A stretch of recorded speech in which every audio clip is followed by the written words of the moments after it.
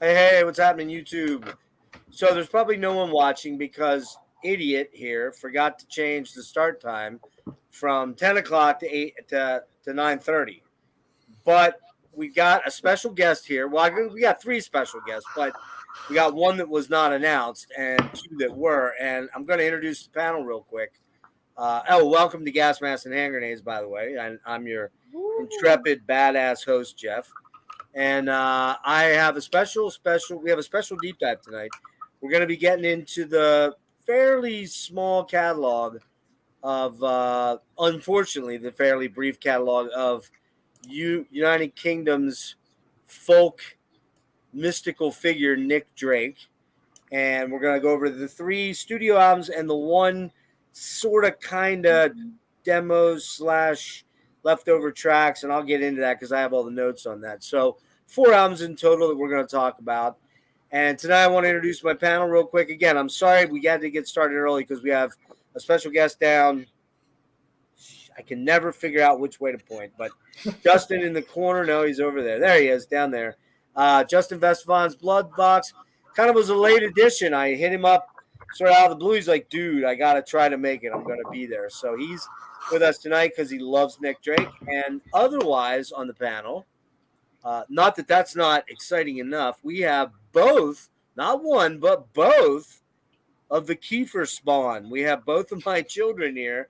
We got my daughter Lauren to my, my right, your left probably on the screen. And below me, I can get this one right. Below me, I have my daughter Madison, or Maddie as she goes by. And some of you guys probably know Maddie because she's been on the Cure Deep Dive Quick. And she also was on my Marissa Nadler interview, which, by the way, is crushing it. Less than a week. Yesterday, it was 1 week that I did the Marissa Nadler. She is in second place in the number of views.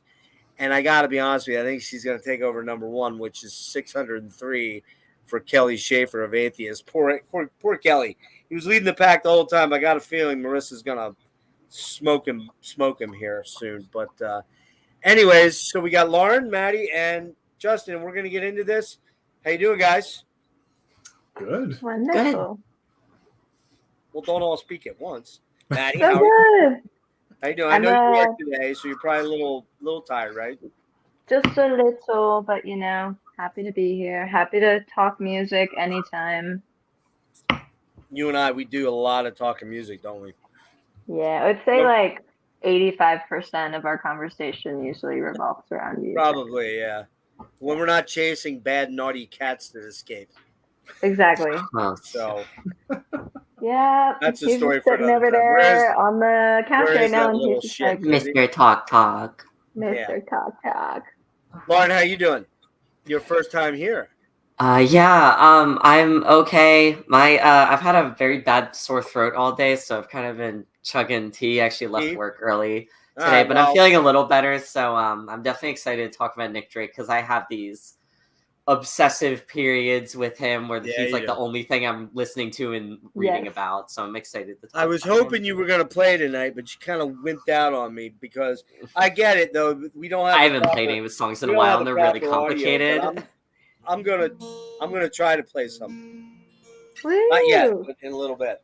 I'm not gonna sing though, because my voice is not Nick Drake's singable. Compliant, I guess is the word. So yeah, Lauren is huge, and like she said, she has periods where she digs really into the Nick Drake hard. And you used to know a bunch of songs. What were the ones you Time and No? No, not Time and No Reply. Place to Be. Yeah, I used to know how to play Northern Sky. I think I remember most of it. I can kind of play the beginning of Hazy Jane.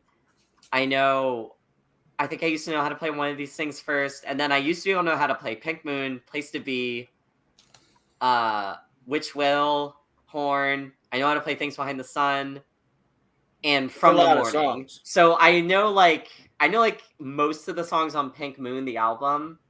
Which means, and then a couple scattered ones from the other means ones. you basically had to switch tunings every other song or every third song because sometimes a lot of songs on Pink Moon are in the CGC FC F. Oh, most of them are. Okay. That's probably his most common one. Well, we're gonna I'll talk about that. more. We're gonna later, talk about for the sure. alternate tunings because Nick had 3 that he really liked a lot, that he used a lot, that are pretty uncommon for the time. They were uncommon, but so we'll do that. The only one I know is "Clothes of Sand," which is my favorite Nick Drake song. So I kind of know that one. Haven't played it in a long time. I've tried to brush up on it the last hour. It's passable. Justin, how about you, man? How you doing? Good. Yeah, I was. You probably saw me making a face when you said that, Lauren, because the Nick Drake stuff is hard. It's all over the place. Yeah. So I'm genuinely impressed. That's awesome. And nice to officially meet you both, Lauren and Maddie. It's my first time meeting both of them. So yeah, this is fun. Doing great. I also, same as you, Lauren. I get on like massive. All I listen to is Nick Drake, and then I'll go for a period where I kind of get back into maybe metal or something, but it was very recently I got back onto another binge of Nick Drake, and so that's why this was great timing. It's not hard to do. It's not hard to do. Once you I mean, it's a very short catalog for the most part. Most of the albums are 2 or 40 minutes. I think one's 41 minutes, the other's like 40 minutes, and then actually the archival album, No Time and No Reply, is the longest one with all the various tracks. Pink Moon's only 28 minutes long, so you can kind of throw it in and get in that mindset for a little while and then go do what you need to do. But so let's talk real quick about where we came into Nick Drake. And Just, I'm going to go to you first, since you want to show something. We want to make sure we get that out and you can tell your story about that. But how was your entry point? Because obviously you're in your 30s? Yeah. Late 30s, right? Mid-30s, 34. Mid-30s, okay. Yeah. So you're a little bit older. Lauren is 27? Yes. Okay. Maddie's going to be 25 in a matter of a couple of months, 2 months. That is a lie. That is a lie? Okay. I will be 26. Oh, you be 26? I'm 25. Yeah, because Maddie like catches up to me like a year, and then I get ahead of her. You guys are 19 months apart. I forgot. That's right. So let me talk to you first, Justin. How'd you come into Nick Drake? So I really clear. I was in college. I was listening to a lot of folk stuff. This was way before I was in anything metal. So this would have been 2007 or so. Went to Barnes & Noble, just fucking around in Barnes & Noble, and came across, I was just looking at the folk stuff and came across, I think it was a Treasury album, the one with him with the guitar on the front. I thought he was a new artist. And I listened to it back when Barnes & Noble had like a little listening station where you could hear it. I was like, oh my God, this sounds so fresh and new and amazing. And I love this. So I bought it and then went home and started looking it up. And I was like, oh, this guy died like 20 years ago. Yeah, this shit came out in 1969 and 1970 and 72. Yeah. So yeah, it was just that. I just saw it. And then of course, after that, learned, you start going down the rabbit hole of like how big Heath Ledger was into him and how he wanted to play him in a movie. And there's this whole underground world, especially then, because that seemed like that was about the time Nick Drake started really getting a resurgence. It was like the early 2000s. Well, it was really 99. Yeah. 99, there was the Volkswagen Cabriolet commercial, and they used Pink Moon on it, and that was massive. Suddenly everybody wanted to know who Nick Drake was, and suddenly everybody was buying Nick Drake. And I remember the commercials and I remember the name, but I didn't really come into them until, has somebody have a session open? You can't have YouTube on open while we're live because I'm hearing slapback. I've got it up, but it's muted. You're muted. How about you, Lauren? You don't have I have headphones and. Yeah, you don't have a YouTube window open though, do you? No. How about you, Matt? I don't think so. If you do, you have to mute it. Okay, I'll keep an eye on it. It sort of went away there.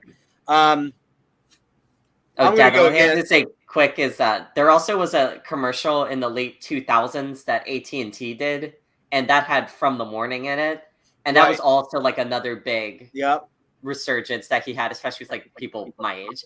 Your age people, exactly. So I'm gonna do mine, and then we'll do my kids, because I have a fairly good impression that they're gonna say, "Yeah, I remember Dad kind of playing us this," although maybe not. CJ, real quick, my buddy CJ, what's up, man? That's crazy. Yeah, we're talking about Nick Drake tonight, so you know me, dude. I'm not just the metal guy. I kind of go all over the place and like to do the weird out there stuff. So my coming into Nick Drake had a lot to do with Steven Wilson and Tim Bowness and No Man, because when I got into No Man in '99, late '99 probably, they had an album called Speak, and on that album was a cover version of Pink Moon. And it's a very, very stark, cool. Hey, what's up, Serge? It's a very stark, kind of minimalist, beautiful version of Pink Moon. Tim Bowness's voice is amazing, and Steve's just playing these really cool little keyboards with the piano. Dun, dun, dun, dun, dun, dun. And Tim's voice just fits it so perfect. And long story short, Steve and I were talking a lot back then. He's like, you got to check this guy out. He's dead, but he was an English folky, and he's got this incredible, sort of thing. Now that the audio is back, what's going on here, guys? I'm gonna mute you guys to figure out where it's coming from. Okay. Sure. Okay. It's really bad. Hello. Hello. Still there. Hold on. Hello. Hello. Hello. Hello. Hello. Seems like it's gone now. Hello. Hello. I think it's Justin, dude. Yeah, I just turned it off. I've got it muted, but I've got a new system, so I wonder if it's running through somewhere. Yeah, you're getting a little bit. You're getting a little bit of lag. Okay. I still hear it a little bit too. What the Justin, what I do sometimes, if I'm in like noisy places on the stream, I just mute myself until I talk, and then that way it like cuts out the, reverberance. Yeah, you know when what? you're not I think talking. it is your mic. It's picking something up, Justin. So you might want to mute and unmute, because it's definitely getting slapped back for me. Okay. So real quick, that song Pink Moon was my real introduction to Nick Drake, and it was primarily because of the No Man thing. And I went out, and I don't even remember exactly when I grabbed the box set, but we're going to talk about this because I didn't even realize I have the original OG Hannibal Ryko disc 86 version of the box set. I did not buy it in 86. I bought it in 99 or 2000, maybe even 2001, perhaps. I don't think it was that late. It was probably 2000. And I kind of am shocked that I own this, but I do remember, I think, because I don't remember it being bitched up like this. I remember it being bitched up. I think I bought this on eBay. So I just happened to luck out and get the original version there. And we'll show that as we go along. Justin's going to show his stuff, but it comes with a really nice, book. The case is pretty flimsy, but, this is early days for 86 is very early for a CD box set. So might have been one of the first CD box sets that ever came out. And then you got your other CDs there. So we'll get into the albums in a minute. But, yeah, that's where I came into them. Lauren, how about you? Was it me that made you listen to Nick, or did you get there on your own? Yeah, so now that you're asking, I'm kind of having a hard time remembering. I think you might have showed him to me like when I was really young, and I was didn't really think about it because I was a little kid. But I feel like what happened is I heard that AT&T commercial, and like you happened to be like in the same room, and I asked you about it, and you told me that was Nick Drake, and I thought that song was like so pretty, and then I just kind of got obsessed with him from there, and then I got really into playing guitar probably around the same time, and he's definitely like the reason I love like solo acoustic folky stuff. Like learning about Nick Drake made me learn about like get into like Michael Hedges and like all these other like solo acoustic guitar folk players. But yeah, I think it was a combination of you showing him and then also that AT&T commercial in like the late 2000s that Yeah, I made do me remember now. figure out about him. I'm glad you brought up the AT&T thing because I kind of forgot about that. But yeah, that definitely was brought the resurgence. I think it started with the Cabriolet VW thing, which you probably were too young to remember because you were only 4 or 5. I've seen the commercial like after the fact, but not obviously. I was like Maddie 4. was only like 2. Yeah, I remember that being on all crazy. the time. It was like, man, I'm sick of this Pink Moon song. But no, it was great. But Mads, how about you? It was actually Lauren for me. I really don't recall. Like, if you did play Nick, I just didn't encode it like I did, like, Journey, for example. Journey runs in my DNA because of you, Dad. But, yeah, Nick Drake, I think Lauren was really into them. I want to say end of high school to, like, early college days. And that like kind of exposed me of the knowledge of Nick Drake. And then it wasn't until probably a couple years back I listened to Bryter Layter in my free time, and I just my heart melted, my soul elevated. It was just like everything that I had like needed in music and more in that album. And obviously since then I've just like kind of dove deep into the other albums and am now an avid Nick Drake fan. Killer. So Yeah. I handed it down to Lauren, and Lauren handed it down to you guys. Yeah. Sort of. Beautiful flow. Kellen's in there, and he just mentioned something. I'm glad he mentioned real quick, and then we'll get started on the history and the albums real quick. He says Nick Drake was a revelation back when I was 17. Beck's Heartbreaking Sea Change. Man, I fucking love that album. Oh my God, I love that album. Oh, I love that album. Is it the Golden Age? The Golden Age began. God, that song's amazing. Came out in 2002, and Nick was cited. Yeah, remember that very well because I'm a big Beck fanatic too.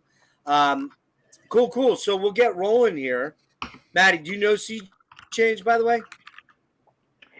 I'm vaguely familiar. I actually saw Beck live at Ascend Amphitheater in Nashville, like during college. So I think I recall some of the tunes from that record at that show, but I need to do a deeper dive into Beck for sure. You gotta check out Sea Change. That album is absolutely fucking amazing. And Morning Phase, I think it's called, or something like that, which is more recent. But all right, so Nick Drake was born June 19th, 1948. Sadly, he passed away November 25th, 1974. He was only 26 years old. He was an English singer-songwriter known for his acoustic guitar-based songs. He did not find a wide audience or acceptance during his lifetime, but his work gradually achieved wider notice and recognition as he much later. It's kind of like I really equate him, and I'm going to kind of blow my legacy point here, but very similar to one Jeff Buckley. There's a real similarity to their careers and their lives in a lot of ways. They burned bright, and then they weren't all that big when they were coming up, although Buckley was rising, but they didn't see the kind of success that they during their lifetime that they saw after death. Well, Drake quick. signed to hang on one second. Drake signed to Island Records when he was 20 years old and a student at the University of Cambridge. Released his debut album 5 Leaves Left in 1969. He recorded 2 more albums, Bryter Layter in 1971 and Pink Moon, neither of which sold more than 5,000 copies on initial release. That's amazing. His reluctance, but there was a reason. His reluctance to perform live or be interviewed and promote the albums really contributed to his lack of commercial success. There is no known video footage of Drake as an adult. He was only ever captured in still photographs and in home footage from his childhood. Nick only ever actually did one published interview for the with Jerry Gilbert for Sounds in March of 1971, as he didn't like promoting his own albums due to his depression and difficulties being around a lot of other people that he didn't know. He also only performed, I believe, Lauren, you might remember this, was it 3 or 5 times? It was only a handful of times. It wasn't very many, and it was really difficult for him because of the stage anxiety. And a lot of his songs were in different tunings, so he had to spend all this time like retuning the guitar, and he didn't really talk to the audience. Yeah, so, people in the audience were talking while he was tuning, and it was very difficult for him to accept that was acceptable. Justin, you wanted to say something about? I was just going to say, it was interesting you brought up Jeff Buckley, because his dad, Tim Buckley, was contemporaries with Nick Drake, and almost simultaneously were having the same problems. Although Tim Buckley did a lot of live performances, same thing, like Burn Bright, Crash Fast. That's a great point.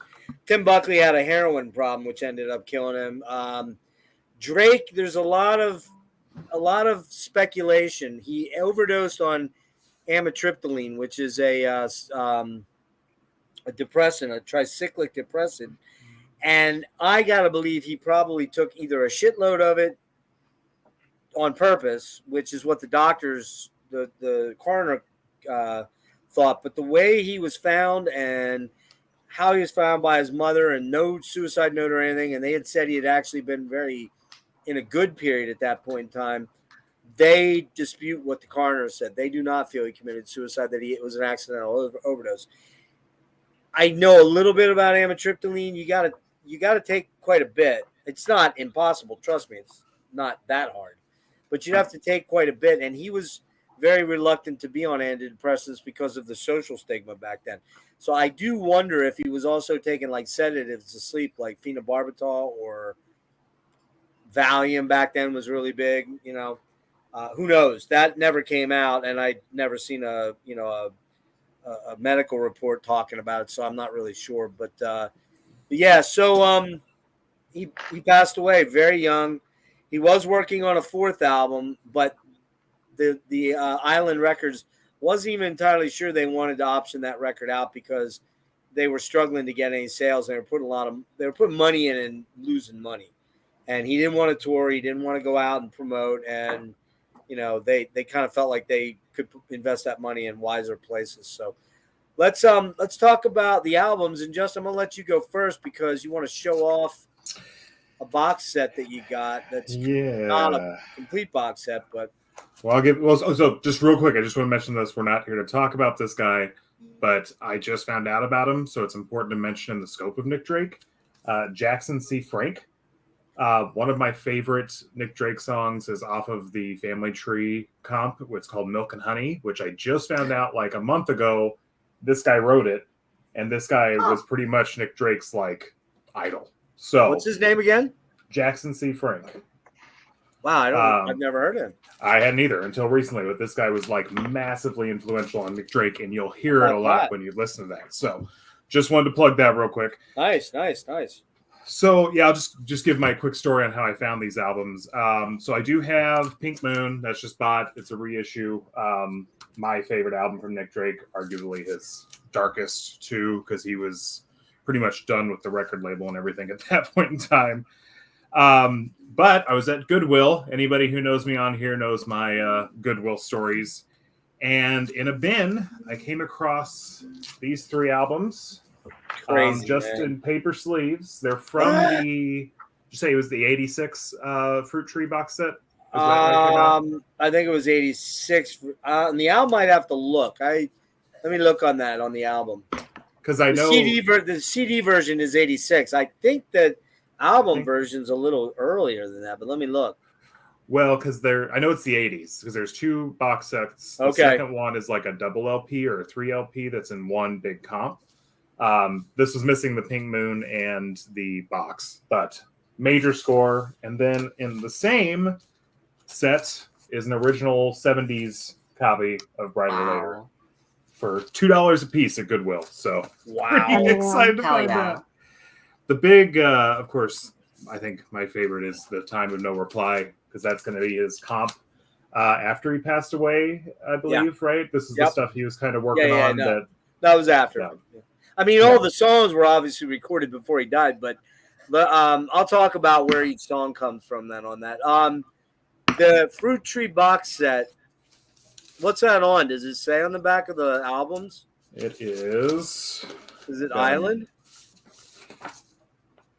Hannibal Records. Oh, it's Hannibal. All right, hang on. 1986. No, Island Records. Yeah, it says Island Records at the bottom. It is Island. Yeah. It's at the very bottom. Does it say 1986 on it? It does. It's probably hard to see, but 1986 right there. Mm-hmm. So. Does that have Does it have 1986 printed on there anywhere? Yeah, it's hard to see. It's real tiny at the bottom, but it's copyright 1986. Okay, in that case it is. I was going to say the first actual set came out in 79, 3 LP box set. But it was just the 3 albums, so that's why. Yeah, you have the one with no time and no reply, so that's why. Okay. Now, help me on this, everybody, because I am really bad about remembering this. I think the order was when they came out. 5 Leaves Left. Yep. Mm-hmm. Bryter Layter. Yep. Yep. And then Pink Moon. Yep. And then Time and No Reply was archival to the Fruit Tree set when it finally came out. Yeah. All right. So that's my story on how I got them. Go ahead and jump into them. That's super cool, dude. That's super That's cool. awesome. I'm not getting any slapback now, so since you put the headphones on, we're good. Yeah. So that set you found at Goodwill, it didn't have Pink Moon. It was missing that. It only had it was the just 3. Okay.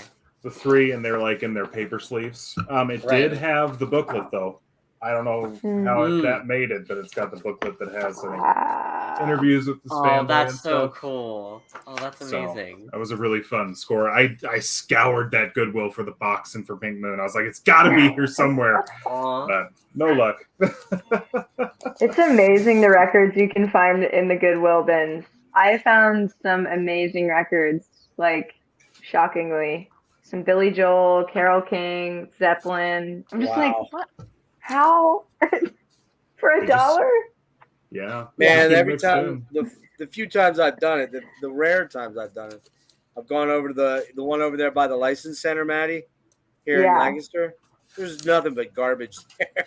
Rap CDs, country and western, Merca country and western stuff. It's like, yeah, no. Most of it is. Yeah. That's just but luck. then there's those hidden gems. You just got to keep on digging. Yeah. Well, I tell you what, we're going to start with the youngest here. So that, Maddie, unfortunately, would be you, or fortunately. Okay. And we're starting with 5 leaves left. We're going to start with 5 leaves left. Let me give a little quick info on it here. This was released July 3rd, 1969. There you go. Justin's showing it. I'll show that real quick, then I'll bounce you out. July 3rd, 1969. It was recorded between July and June of 68 and 69. Studio Sound Techniques, London. And it was on the label Island Records, which was very well known for folk and prog, back then. And then the producer was Joe Boyd, who I believe kind of discovered Nick, from what I gather. One thing to note here, this has got a lot of backing musicians. Drake was accompanied by Richard Thompson from Fairport Convention, Danny Thompson of Pentangle, Robert Kirby is a friend of Drake's from his youth. He arranged the strings for several of the tracks, while Harry Robinson arranged the strings for Riverman. The title of the album is a reference to the old Rizla cigarette paper packets, which used to contain a printed note near the end saying only 5 leaves left, meaning 5 more rolling papers for your cigarettes, back when people rolled cigarettes with tobacco in their own cigarettes. So, all right, Mads, give it to me. What you got on this album here? Okay, I have a lot of details on all the songs on this one. I've actually probably turned to this one as a favorite over Bryter Layter in the past year. Just so many gems. So Time Has Told Me. I said the steady guitar chugging and the sort of twangy country guitar sound. It has that classic Nick Drake harmonious to curious transitions from the verse to the chorus and bridge. Riverman, it has an ominous beginning. I love the string swells in it, knowing that he actually, who arranged the strings on that, Riverman? A guy named Robert Kirby. Yeah, that was so well done. Yeah, they're done. They're good on this album. The strings are good. Yeah, for sure.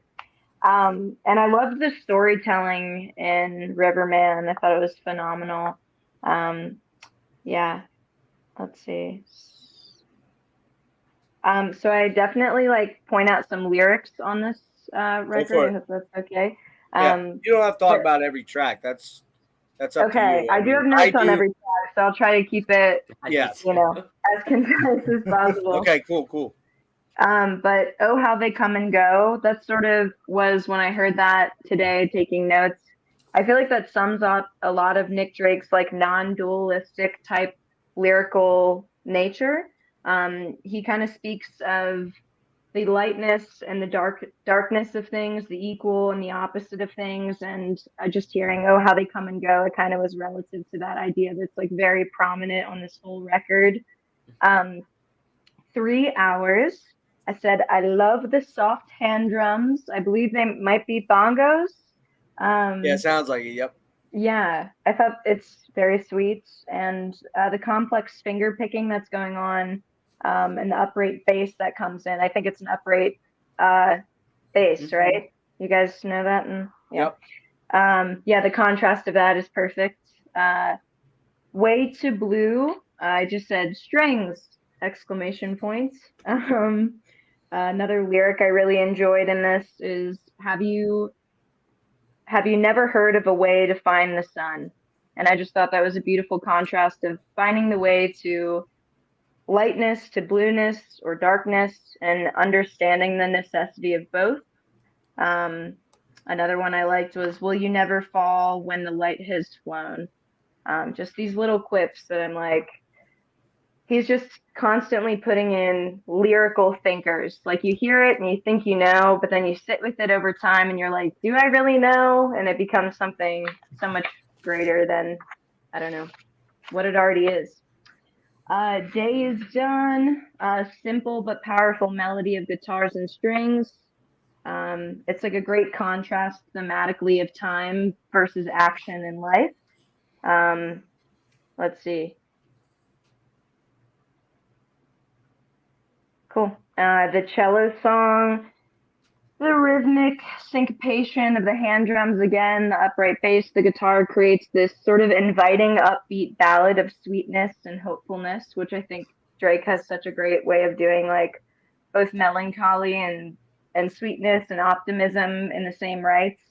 I really like the lyric in cello song, when the armies of emotion go out to fight. I think that's a really cool lyric. The Thoughts of Mary Jane, the flutes on that is beautiful, the swelling strings, the bass, all of it dances so well together. Let's see, Man in a Shed. The intro and outro guitar on that I think is really cool. I love the light touch of piano that dances with the upright bass. That song, Man in a Shed, is giving me a little bit of like Vince Guaraldi, the Peanuts composer, if you guys know that. No, I don't. I can see that. Yeah. Yeah. It's really jazzy, Man in a Shed. I like Yes, it. I like exactly. it. It's really cool. Yeah, I'm a big fan of Vince Guaraldi and the Peanuts record. So when I heard that, I was like, oh, wow. Beautiful. Anyways, just let me know if I'm talking too much. I will make it faster. Very good. Oh, you're almost done. So Fruit Tree, it's probably my favorite song on the record, hands down. I remember hearing it a couple, like maybe a year ago or something, and just immediately was like, breathtaken by it. But its lyrical content is very weighted, and I feel like it's relative possibly to his struggles with the limelight, and limelight even meaning playing live. So my heart really went out to him with that. And then I love the lyrics. Seems so easy to let it go by till you stop and wonder why you never wondered why. Yeah, just Nick Drake's constant search for meaning in even the mundane of things, or the most meaningful of things. But and then you find the darkness can give the brightest light. So again, that contrast of light and dark. Let's see here. Saturday Sun. I like the brushed drums on this. It's kind of like a change of pace from like the bongos, which was nice, or the hand drums. And the vibraphones on this record. I think it's vibraphone or glockenspiel. Vibra. But it's wonderful. I love it. Yep. I feel like it's a very relative sonic exposition of the lyrical content. Like they kind of mirror each other really well. Yeah, it's a great closing song for the record. And the final lyric, Saturday's sun has turned to Sunday's rain. Again, it's just that beautiful contrast very between lyrical, things giving into themselves, and that symbiotic nature of that, and how that thing giving into itself will one day give into another thing, and so on and so forth. So Yeah, great Mads, record. I forgot, Love it. Mads, you're quite the lyrical Yes. analyst, because that's a big thing for you. Yeah. Drake is he's one of the greatest lyrical geniuses. Like, he's up there with Buckley and Cohen and so on and so forth. So anyways. Jello Biafra. Oh, there's a kitty. Quick cat. All right, look, there's a cat. All right. Lauren, you go, and then I think what I'm going to do, Justin, for you, where are you at on time, you think? I still got a little bit of time here. No rush. You do about a half hour, roughly? Yeah. Okay. So we'll come to you, and then I'm going to rip through mine very quickly. So, Lauren, what do you got on this album? Yeah, I agree with a lot with Maddie for the most part on a lot of stuff. And I had a feeling Maddie would do more of the lyrics, so I tried to focus more on like the technical musical guitar playing stuff. So I hadn't listened to this album in a really long time, but like listening to it again, I still love it. This album's like overall, it's like this very like calming, like soothing texture to it. Like a lot of the songs have like a similar like a lot of the songs have like a very similar vibe. Like it feels like there's like a flow between all the songs. Like I feel like they all meld into each other really well, but like in a good way, not that they sound like super similar. So yeah, Time Has Told Me is really good. It has like this very like bluesy country vibe with like the kind of sliding electric guitar in the background. It kind of almost sounds like a beat bender guitar. I don't think it is, but it kind of has that sound. And Riverman's really cool because it just vamps on like a major chord. It does like I'm not sure what key it's in, but it does like major chord, and then it does a minor version of that chord, and then a major version of that chord, and that like vamp creates kind of this like uneasiness because the song never really feels like it's at home because it's not like committing to a tonal center, which is really cool. I like that about Riverman a lot. 3 hours, same with Maddie, I agree. I really like the hand drum in that one. And this song also has like Nick Drake like loves like chromaticism in his songs. In the middle of 3 hours, there's like a little guitar break, and I can tell Nick Drake is taking a guitar chord and he's sliding it up a fret, down a fret, up, down a fret, back to the original fret. And he does that a lot to create like these very like dissonant chords that are like not atonal, but like they're meant to be like very outside the key to create a lot of tension, and it makes you like wonder where he's gonna like go next. And like when he finally pulls back to like the original chord shape, it makes it like kind of makes you feel more at rest. And this is one of the first songs where he does like a lot of his signature like just constantly plucking strings like in a pattern. Like there's no like real space between them. He's kind of just doing it like all in a row to kind of fill space. So yeah, 3 hours is one of the first songs he does that. I like Way to Blue a lot. Way to Blue kind of sounds like a sad like musical number, which I thought was cool. Like the main character, like I don't know, they're like their best friend dies and they're like crying to the audience, which I thought was cool. I like Day Is Done as like a really heavy like classical influence, I felt, so I really like that song.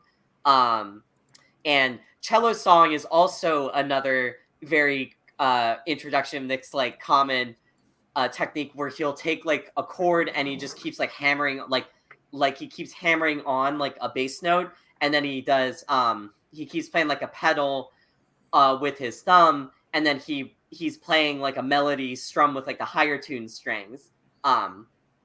So that song is very reliant on that. So that's like a technique I noticed he starts using in that song.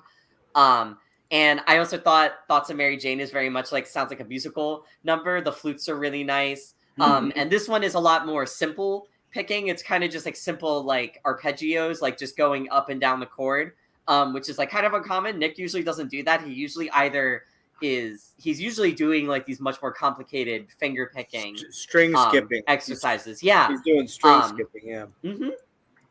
And then Man in a Shed is in like one of his common tunings, which is B-E, B-E, B-E, which is very strange But it's cool because he can get these very like weird droning, and like he uses a lot of like open strings to this chord. Like I'll talk about that more in Pink Moon, like about his specific techniques. And then I also agree with Maddie. Fruit Tree is my favorite song on this album. It's like so beautiful and gorgeous, has like a very heavy classical influence, and it also has a Picardy third at the end, which is where you have a song that's in a minor key and then you end it on the major version of that chord. And he does that, and like I don't know, that's always like a kind of like an inside joke with like musicians. It's like, haha, that's cute, that kind of thing. Yeah, because most people don't do that. They don't change keys like that. It was very common in like romantic music, and like it almost kind of was a joke initially, and then it kind of became like a official technique as time progressed. It's like a very quick. And then I really like Saturday Sun too. It's like very laid back. I love like the glockenspiel, the vibraphone. And this song is interesting because I don't really think there's any guitar in it, or if there is, it's like very sparse, which I think is interesting. It's mostly every other song. Mm-hmm. Mostly orchestrated. And the one thing, can I post a link in the chat easily, or do I have to go to YouTube? I don't think you can. Try it, but I don't think you can. I think I would have to do it. I'm not even sure. Yeah. You could send it to me in text if you want. I'll have to. What is it? It's a video by here. If anyone's watching the stream, you can look up Nick Drake Tone by Josh Turner. He has like a fantastic video where he breaks down a lot of how he thinks Nick Drake like got his tone. And even on this album, it's like very like clear. But to quickly summarize like Josh Turner's video is that Nick Drake played some kind of small body guitar. That Guild M20 on the cover of Bryter Layter, that's kind of like a red herring. People don't actually know if he played that guitar. And he played like a small body guitar, and he played with like very like dead old nickel strings. And which is like super interesting because like I've tried that. Like I bought nickel strings for my guitar and really played them for like a long time, and you get like a very similar tone. But yeah, no, I really like Five Leaves Left. I agree with Maddie. Fruit Tree is probably my favorite. Yeah, that's an interesting point. Nick doesn't have like usually doesn't have a super bright tone. I don't know what he was playing back then, what he was playing Martins or... We really don't know. Like, we don't know. Have given conflicting answers. He might have played like multiple guitars. We don't know. But the big thing with like nickel strings is that the wound strings, when they're very old and dead, they're very like thuddy. Like as in there's very little like top end, and it's mostly... and not much bass either. It's mostly just mids, which gives you this kind of like punchy thud sound, which is like very, and you hear it a lot in Pink Moon because that album is just guitar and voice. And then the unwound strings, the first and second strings like sparkle a lot, and it creates, you can really hear the contrast when you hear him alternating between the bass and there we go. And treble notes. Yeah. There we go. That works good. But well, I was trying to figure out the layout so you'd be blown up, but we'd all be still on the screen. I keep forgetting how to do it. I just remembered. Yeah. Oh no, you're good. But I really love Five Leaves Left. So let's jump on to Justin real quick here. Yeah, go ahead, Justin. Well, Lauren, that's really interesting. I had no idea that he had. It makes so much sense because when I first heard it, and still to this day, until you just said that, I was like, it's not a nylon string guitar, but it's not a steel string either. Like, how did you get it to sound that? Is it a thuddy, softer kind of, not as sharp of a tone? So that's really cool. I had no idea. Yeah, she was digging into that stuff hard. I remember going over the whole nickel thing with me. I'm like, okay. Yeah, because those were the common strings back then. Like bronze wound strings weren't actually that common back in the 70s. It was mostly nickel wound ones. Yep. That's cool. All right, Justin, what you got on Five Leaves Left? Well, honestly, between Maddie's lyrical assessment of the album and Lauren's musical assessment, they pretty much nailed the whole thing, which is great because I actually haven't listened to this one compared to the others lately. I will say, I love it, obviously. It is the album. I watched a little documentary on it recently, and I guess it was mildly successful. That's why, Island Records, someone from Island saw him play at whatever college he was at, and brought him on. That's why they had all the string composers come on and everything, and they thought this was going to be a lot bigger than it ended up being. But it wasn't terrible for an unknown person coming out and doing this. It was Bryter Layter, and then of course, Bryter Layter was a big not successful, and so that's why things went the way they did. Right. But for me, my favorite song on this one is Way to Blue. It's not this version though. It's the Family Tree one where it's just him and the piano in his house. There's a darkness in this song, weirdly, that it's hard to tell with the album version because it's just the very beautiful orchestrated. All the orchestration. Yeah. But when you just break it down to his voice and piano, there's a common sadness among everything he does, even when there's a happier tones within his songs. It's running through it all. It's a great album. It's very well done. I understand why back in the day this would have been his more popular one, if I'm not mistaken. But yeah, it's fantastic. Like I said, you both pretty much did a good analysis. So sorry about that. Let me finish your thought there.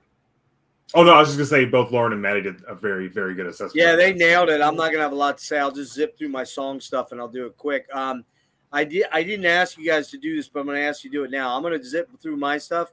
At the end, we're all gonna give it a 1 out of 10 rating. Okay, just where you think you'd put it now, given your experience with it. Okay. Sure. For me, real quick. Time has told me sounds like a country song. Cool tune, but I favor the more, and I'm going to say this right now, I favor the more solitary Nick Drake. That's why I really like Time and No Reply. A lot of that stuff's all just him and an acoustic guitar for the most part. Pink Moon is pretty much just him and an acoustic and a piano, and that's it.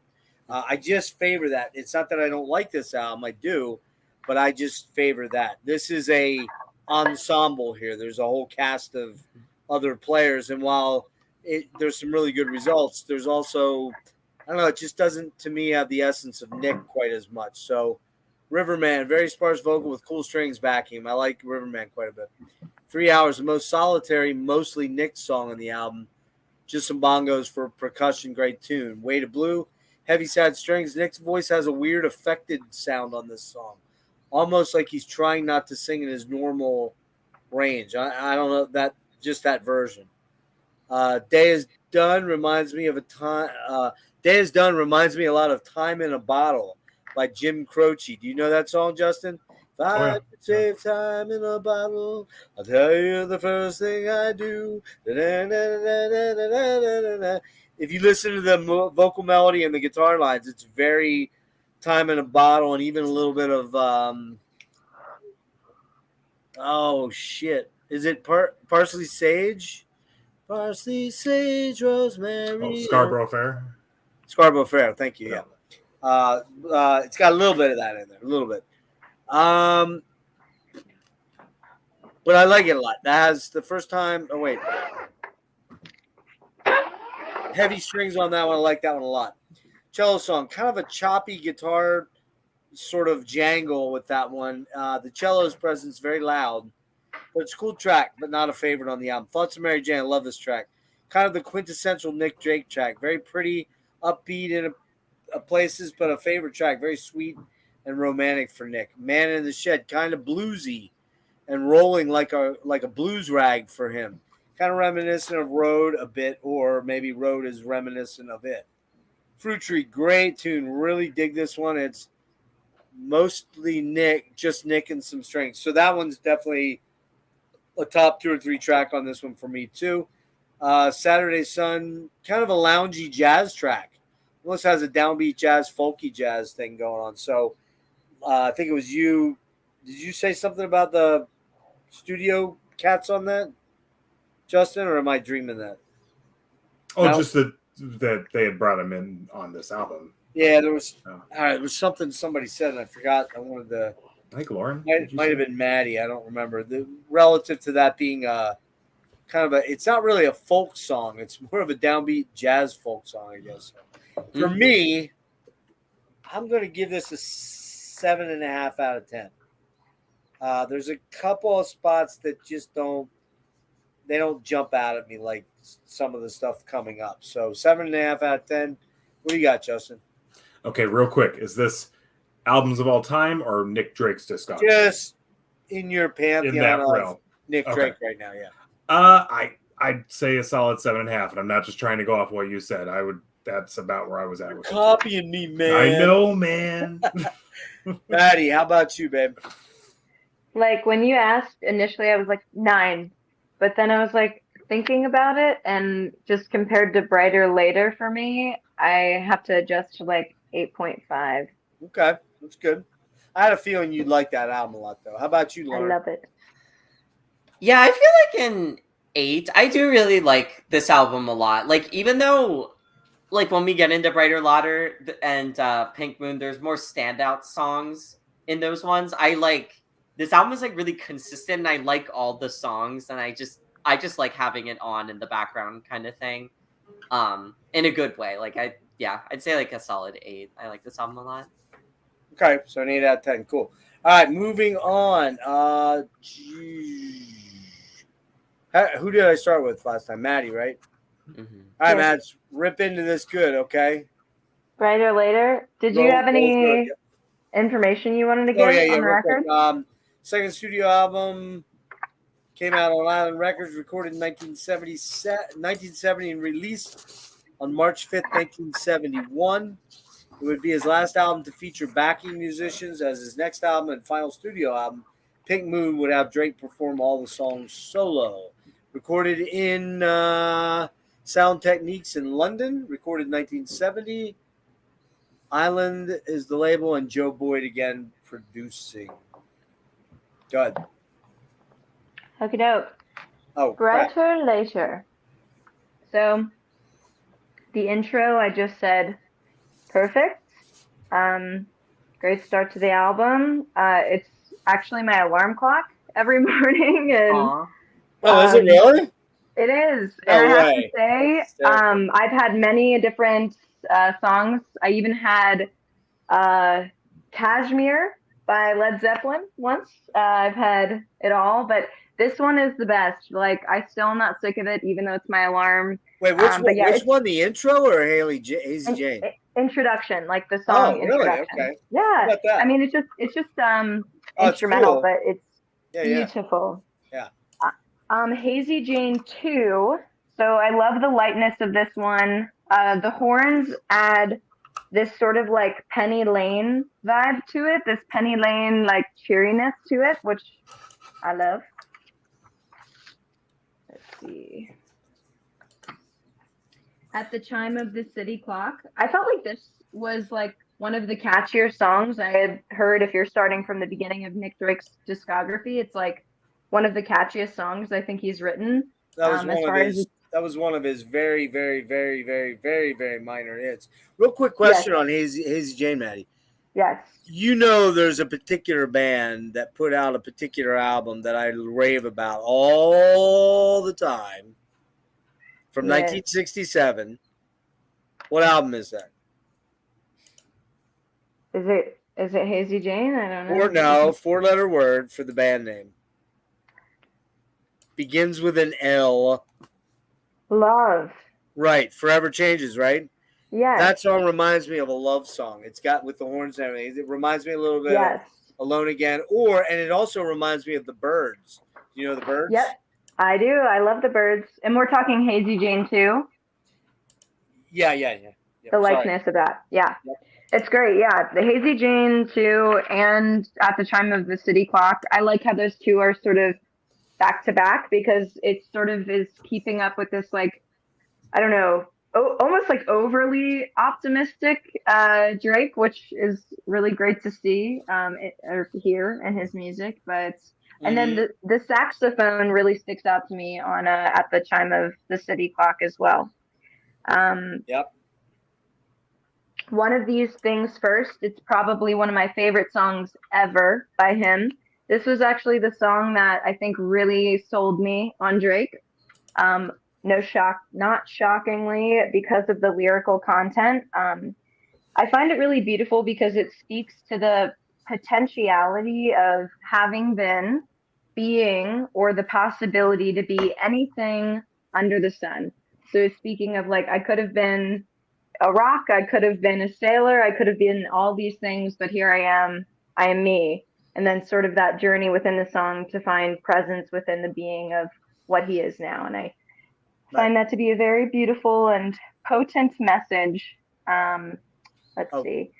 I like all the complex. I forgot to show the Justin down here going, I'm just showing the album, man. Here. Yeah. No, I'm just holding it up while everybody's talking. You're fine. And that's just so we're clear, that's an OG copy we got there. OG copy, yeah. And like I was saying earlier, that is the mythical or like the red herring Guild M20 guitar that we do or do not know if he played that guitar. But that's why a lot of people, if you Google what guitar did Nick Drake play, that pops up, but that's not, we don't know. I've heard it was borrowed. Tiny little bit of that OG has been used hard, man. Oh yeah, for sure. That means it was loved. Just a tiny bit of trivia, real quick on that. Are you familiar, Justin, with Boris? Oh yeah, I've seen it. Okay, so almost they did a complete riff on that. Akuma no Uta was, I don't know, like their 5th or 6th album, and it's got not Atsuo, it's the guy, I don't remember his name, the bass player and singer. It's not Wata, it's the other one. Anyways, I'll remember it. But he's on the front there doing the Nick Drake thing, and it looks exactly like it. Only he's Japanese and he's holding the his double bass, his guitar double bass. It's like a double neck. That's awesome. So sorry about that, Mads. Finish up. Sorry. Oh, that's okay. So just to finish off with one of these things first, I also really love the complex keys, like the piano that's going on top of this very steady drum and guitar track. I think it works very well together. Mm-hmm. Hazy Jane 1, I just wrote, I'm curious if this is may or may not be relating to Hazy Jane 2, like as far as is it like sort of a response to Hazy Jane 2, but it's interesting that Hazy Jane 2 is before Hazy Jane 1. I don't know, but I like it. Either. I don't have too much to say on that one. It's a pretty song. I mean, I don't think I hate any or dislike any of Nick Drake's songs. Yeah. So Bryter Layter, it is, in my opinion, it is all the sonic components of what makes this record uniquely Bryter Layter. So good take on that one. Great song. I know. Oh, fabulous. It's like you think, I mean, when you hear Nick Drake's vocals and his lyrics, it lends so much to the song, but when it's without, you see just like how much the sonic aspect can stand alone, like all on its own. It's that good. Fly. Such a beautiful melody on this one. It sounds a bit like a sweet serenade to something perhaps he was releasing attachment to, despite the longing to keep it close. Okay, talk. Let's not. My cat is jumping on things. Poor Boy. So I love I think it's muting of the guitar strings that he's doing on this song. It's very tasteful to like the sort of smooth nature of this song. The harmonies and the backing vocals are wonderful, and the crazy sax at the end is top notch. Northern Sky, legendary piece of music. It pays such a homage to the beauty that exists within the natural worlds around us. He kind of is speaking, I don't know, in a way that it's at our disposal to dance with, to open our hearts to, but it sort of is the given pool of being able to like drop into that beauty. And then the last song? No, there's more. I lied. Sunday. No, the last song, yes. Sunday. It encompasses the same majesty, it encompasses the same majesty as Bryter Layter, even without his voice and genius lyrical like content. It's, it holds its own weight on the record beautifully. So another great ending track. All right. You want to give it a rating? I would say, honestly, a 10, because this record just holds such a powerful place in my heart. So very nice. Justin, I'm going to come to you next. Let you go on this one. You're muted. Muted. There we go. Okay to stay on. Yeah, I've got headphones on. I love this album. This Fly to me is like the Nick Drake theme song. Not necessarily lyrically, but like that song. Anytime I think of Nick Drake, I think of that song. And it's not even necessarily my favorite song, but there's something about the way that guitar starts running down the scale and just the beauty of that. But I'm going to say this over and over and over. There's like a haunting aspect underneath it all, Right. even with some of the major chords and stuff. It's just that's kind of the peak into that. And this album, it's like you can definitely hear the transition from Five Leaves Left into what would be Pink Moon, and you can hear that they're trying to put in strings that work really well with the songs, but he's trying to do something with it. It's very well done, very well produced, but I do feel like you can understand the struggle in there with what he's got going on. Sometimes I feel like the orchestral pieces in this don't fit. Musically, they fit fantastic. I mean, they sound amazing with it, but it just, I almost wish some of it had been pulled back a little further. They wouldn't have at that time because they were trying to pump it up and get it to sell and do better. Right.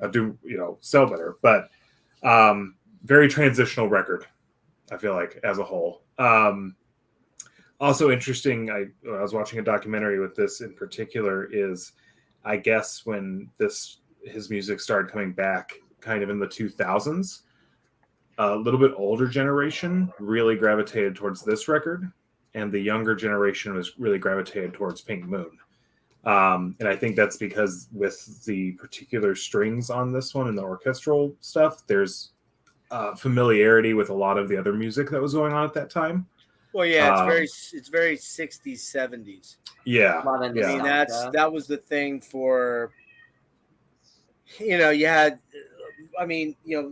50s and 60s, you had Dean Martin and Frank Sinatra with these huge bands with orchestras behind them, right? And then you transition to a folky where you're trying to tone it down, but you still have the big epic swell stuff. I mean, you got, for example, one of Maddie and my favorite all-time albums ever is All Things Must Pass, and it's full of fucking strings everywhere. Yeah. That was just the thing in the late 60s, early 70s. That was the thing. Yeah. Mm-hmm. And I love it. Oh, yeah. Yeah, it sounds easy to say because there's only 3 official records, so it's easy to say, oh, well, this is the transitional record, but it really does feel like that to me. Like it's that crossover. I give this an 8.5. You got any other specific songs you want to highlight there? You said Fly, right? That was the one you talking about? Fly is like that's when I think Nick Drake, I think of that song. Northern Sky is gorgeous, of course. One of These Things First, amazing album. Again, the Pink Moon is what I've had on a lot lately. I didn't really get a chance to listen. I didn't think to listen to these today before we got on. So I'm not. You were caught a little bit disadvantaged because you just had to either slam a few tunes out or whatever because I invited you at the last second. But hell, it was worth it just to see your killer box set. All right, sure. Lauren, you ready? No, I actually have a lot to say about this one. So yeah, introduction. I adored that riff so much at the beginning, and I don't know how to play the entire song, but I know how to play that riff because it's so fun to play. Which one? Which one? The very beginning of introduction. I can't really vocalize it; it's too fast. But which is kind of unfortunate with music analysis with YouTube. You can't really play anything. Right. But it's like this kind of Nick Drake does that a lot, where he does like these chromatic descending bass lines, and then it's also kind of this like Travis picked thing. And so yeah, introduction, like I love playing that one like on guitar, and it also just it just sounds so cool. Actually, I didn't really write much for Hazy Jane 2. I like that song, but I didn't like love it. I thought it was okay. And okay, the cool thing about At the Chime of a City Clock, that song actually reminded me a lot of Things Behind the Sun, or I guess theoretically it would be the other way around because this one came first. But listening to it, I was like, wow, this sounds a lot like Things Behind the Sun and vice versa. Like just like the general tone of it and the way the chords were progressing. The song structure and the tone is like very reminiscent of Things Behind the Sun, which I thought was very cool. And then this is the first song that has some saxophone in it, which I think is super cool. So I really like At the Chime of a City Clock. And I do think this one is fairly well known. I'm not sure if it was like in a show or something. Yeah, it was definitely, that was kind of a minor, very minor single. It was either single the hit, single or the hit off the album, Right. And then I agree with Justin and Maddie wanted these things first. I fucking love this song. The guitar riff is so good. It's so catchy, and it just like it keeps like pulling you back in. And then like Maddie was saying, like the piano is so good. Like the way everything, like it kind of feels like the song just like keeps like tumbling and rolling, but like it's like ordered chaos in a way. Like you think with the way the piano and the guitar are like playing so many like notes like clustered on top of each other, you think it would sound like bad and like kind of muddy, but like they complement each other like so well, and like the main riff like just kind of drones throughout the whole song, and it helps like ground it really well. And yeah, so like I love, and the vocals are so good. I love One of These Things First. It's like undoubtedly one of my like top 5 songs from him. And then so Hazy Jane 1, unlike Hazy Jane 2, I love this song. This one is also super duper fun to play on guitar.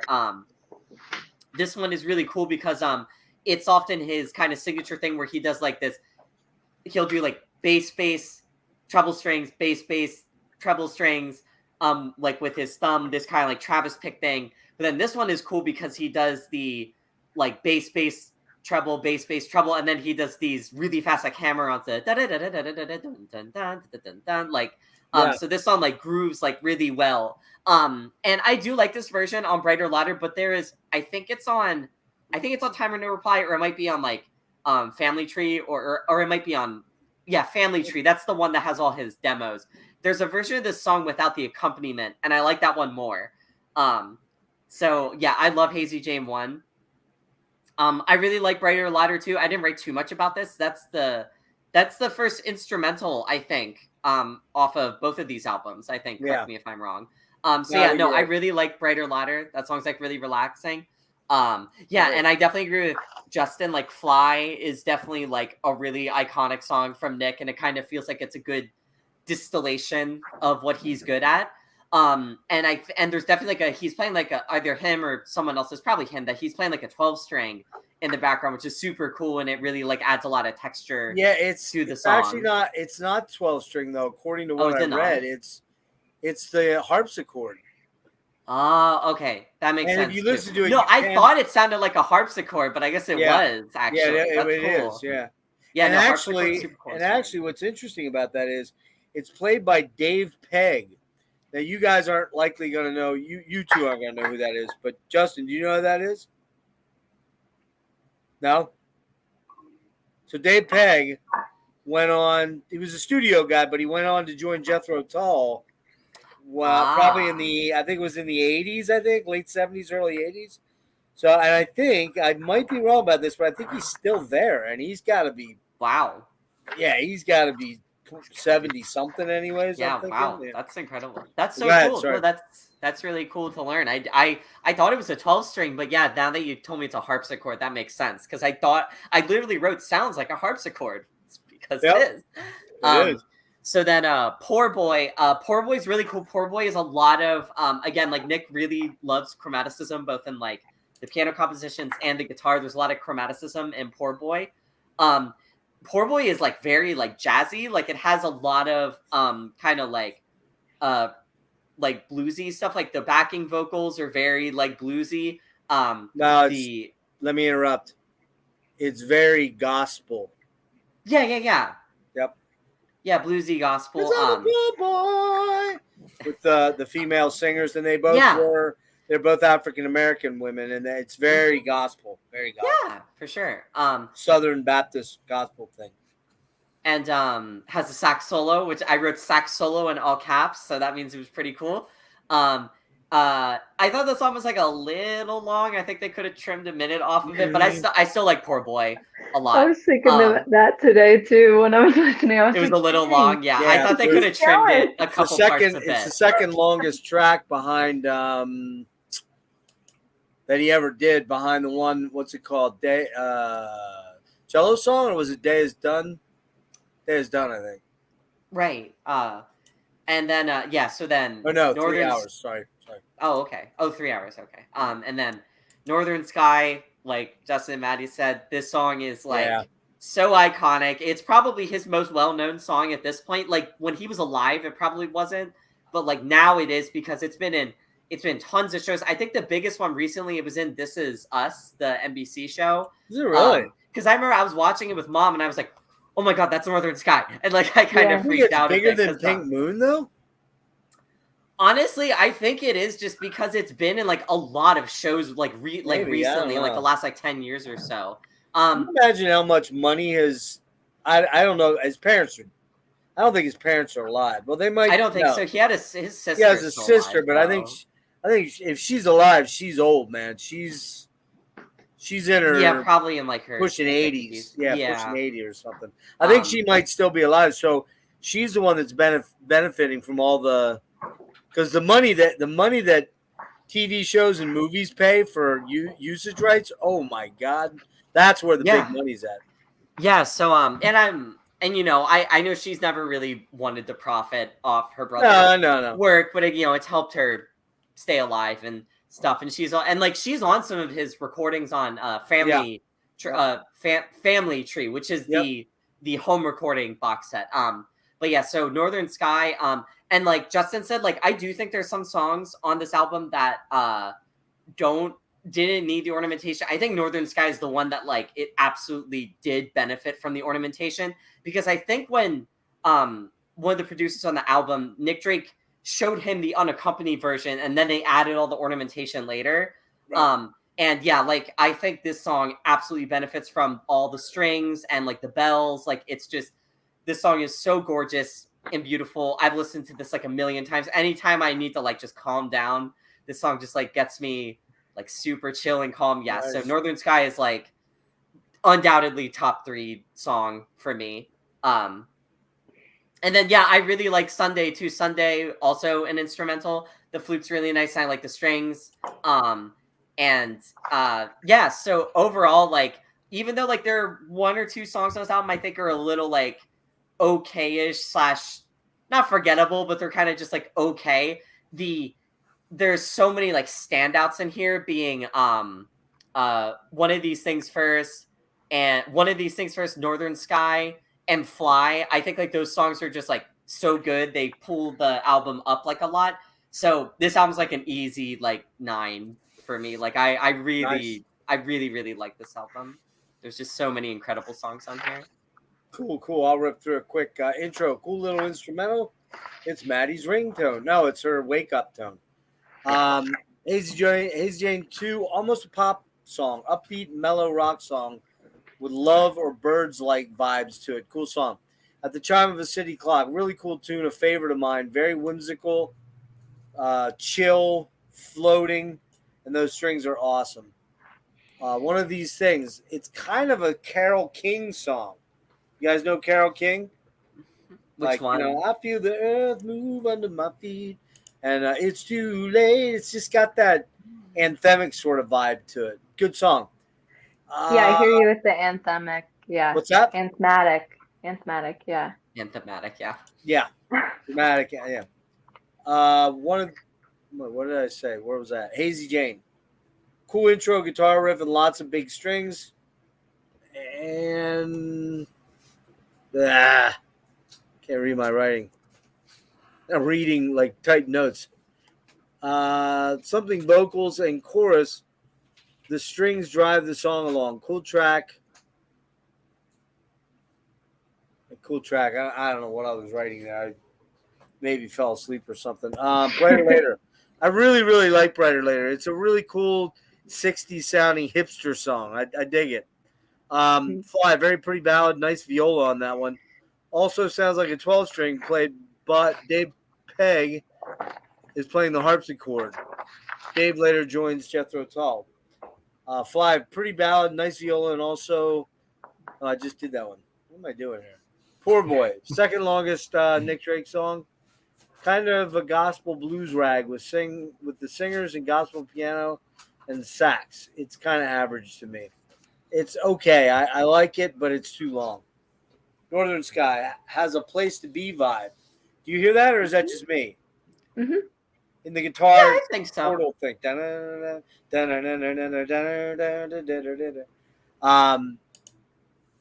Although it predates Place to Be. Very nice track, very pretty chorus, very, very pretty track. Sunday, instrumental, very late 60s, gorgeous vibe, lots of flute. I'm a sucker for lots of flute.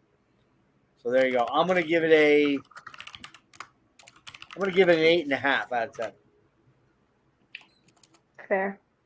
What was everybody's thing on that? Maddie was a 10. Lauren, you were a 9. Justin, you were a. I think I was 8.5 too. 8.5. See, now you stole mine. I stole you, yeah, right. Okay, let's do the last. Well, it's the last of the studio albums. And Justin, you got that there? I'll pull it up. I wrote down the guy's name, and then I thought I wrote it down, but I didn't. Maybe you can see it on there. Pink Moon is the third and final studio album from Nick Drake. Comes out February 25th, 72. Was recorded October 30th and 31st, 1971. Studio Sound Technique, London, province of Ontario, I believe. Island is the label, and John Wood is the producer this time. Pink Moon, everyone. I'm sorry. What was I going to say on this? Damn it. Hang on. I had something I wanted to say on it. Damn it. I had one. I can't find it. Anyways, you've got up. Justin, why don't you go ahead and start? Well, it's Nick Drake's Typo Negative album. It's definitely much, yeah. Maddie, I'll talk. Do you know what that means, Maddie? No, but it somehow felt relative. Do you know who Typo Negative is? No. Oh, they did that classic hit from 1990, I believe, called Unsuccessfully Coping with the. Help me out, Justin. Unsuccessfully Coping with the. That's as far as I ever get on it. There's something in the beauty of infidelity, right? This long, yeah. That's a super long title. And the chorus goes a little something like this. I know you're fucking someone else. He knows you're fucking someone else. It's a great killer song, but it's violent. Yeah. I'll say that it's lyrically, it's not the same as Nick Drake, but this imagery is almost identical. Yeah, they use the negative print images, and I've never actually seen the inside of that album. First time I saw it. That's cool. I will have to check that song out. So I'm going to do just a quick rundown, and then I got to hop off here. But honestly, both Lauren and Maddie are doing a fantastic assessment of this, so you won't miss me too much. My favorite album, he's going into the studio and he's just throwing this out there to be done with it. Like, this was, to my understanding, a very fast recording of the album. 2 days. Yep. Most people weren't even talking he wasn't talking to anybody. He just went and recorded. There wasn't anybody in there but him and Joe Boyd, the producer. That was it. Yeah. But I mean, I think even like people who kind of befriended him and stuff, like, just he was isolating a lot. Well, no. When you're talking about in his life. Sorry. In his life, yeah. Right. Just, obviously everybody will probably talk about all acoustic, some piano, but just something. The whole vibe of the album is he magical. Didn't give a shit anymore, and he's just going to put out what he has, and it's perfect. It's so good because you can tell there's no expectations anymore. He's not trying to get this to sell. He's not trying to get this to be anything. He is truly just sitting down with the guitar, and whatever comes out. It's almost subconscious. The album feels like subconscious. Which Will is a great song. Place to Be is just absolutely gorgeous. Which one is it? Hang on, I think it's Things Behind the Sun. The guitar on everything is just fantastic. Rhythmic in a lot of them, but Horn is the song. That beautiful, just delicate, light string is going through. It's so beautiful and dark and haunting. And yeah, it's again, the album, from what I heard back in the 2000s, this was a lot of younger people gravitated towards this because so many folk artists had been influenced by Nick Drake at that point, that they were like me. Going back to how I found him, I thought he was a brand new artist, and it was this album that I heard. Did you say that was your first album? Yeah, it was. I think I sampled the Treasury album, which is kind of like a greatest hits, but then this is the first one I bought and went home and listened to, and I was just floored. I was just listened to it over and over and over. Have you ever heard the No Man version of Road or Pink Moon? I have not. You gotta check them out. I mean, you know who Steven Wilson is, right? Yeah. Porcupine Tree dude. Yeah, go check out Road and Pink Moon off of. I think they're both on Speak. Road might be on Heaven Taste. Go check out those covers. They're so good, dude. And before I jump off real quick too, Lauren, what was the thing you recommended? Josh Turner, Nick Drake Tone. Okay, perfect. I'm writing both these down here. Real quick, do you have time and no reply? You want to speak to that one real fast? Yeah, I'll do real fast. Let me just pull it up here because this is later in life become my favorite. I Was Made to Love Magic is a great song. Clothes of Sand. Really, really, really love that album. Of course, people have tried to say it's maybe like a Christ figure that's involved with that, but to my understanding, this was very much when he was into doing mushrooms and some of the psychedelics. So it's based on that somewhat, not directly, but that was kind of what he was experiencing. Smoking Too Long. It's just a fun one. I mean, it's not fun. It's dark, but I love it. Black Eyed Dog is great. It was the Family Tree that had the Milk and Honey, which is an amazing rendition of it. But do y'all know? Was this meant to be the next album, or were these just scraps that were left around the studio? Okay, real quick, I'll give you a rundown of that so you're aware of it. So the first 4 tracks were outtakes from the 5 Leaves Less sessions, which is crazy that Time and No Reply, Joey, and I Was Made to Love Matt. All 4 of those songs are, in my opinion, better than a lot of the songs on 5 Leaves Less. Weird. Well, because they feel like Pink Moon era songs. They do. Yeah. The thing is, they weren't covered up with a lot of other musicians. They were basically as demos. So then Man in a Shed, Mayfair are Bryter Layter. crap. Hang on, I'm looking. I fucked up. No. I didn't write down where they came from. I'll have to look. It says I'm sorry. They actually both predate the 5 Leaves Less sessions. So they were even before the first album was written. So they're like very early songs that he recorded home demos.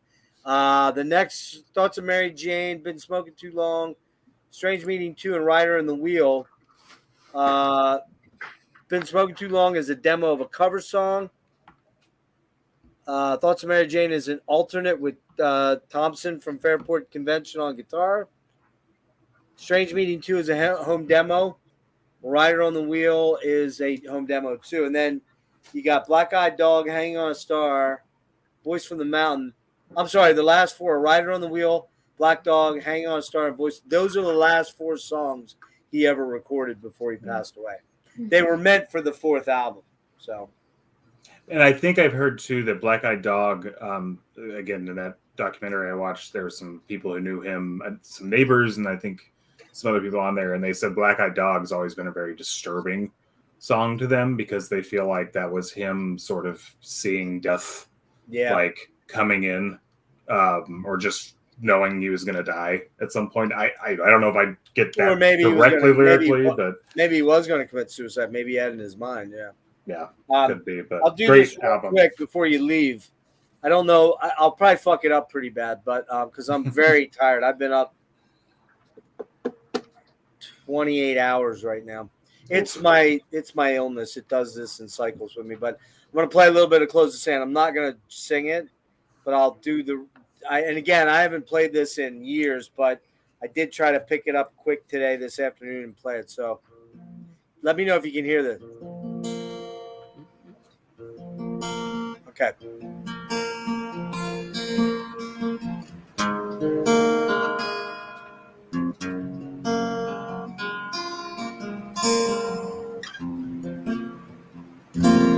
Fucking it up bad.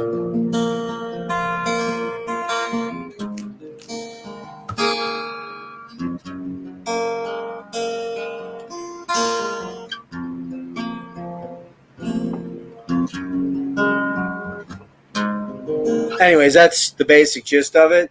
That sounds fantastic. It's a tricky Yeah, fucking it's song to beautiful. play like all his songs because they're all finger picked and they're not. You can't finger pick his songs with 2 fingers. You can't do the old. Yeah. You can't do. You got to be able to use all 3 fingers and. Oh, yeah.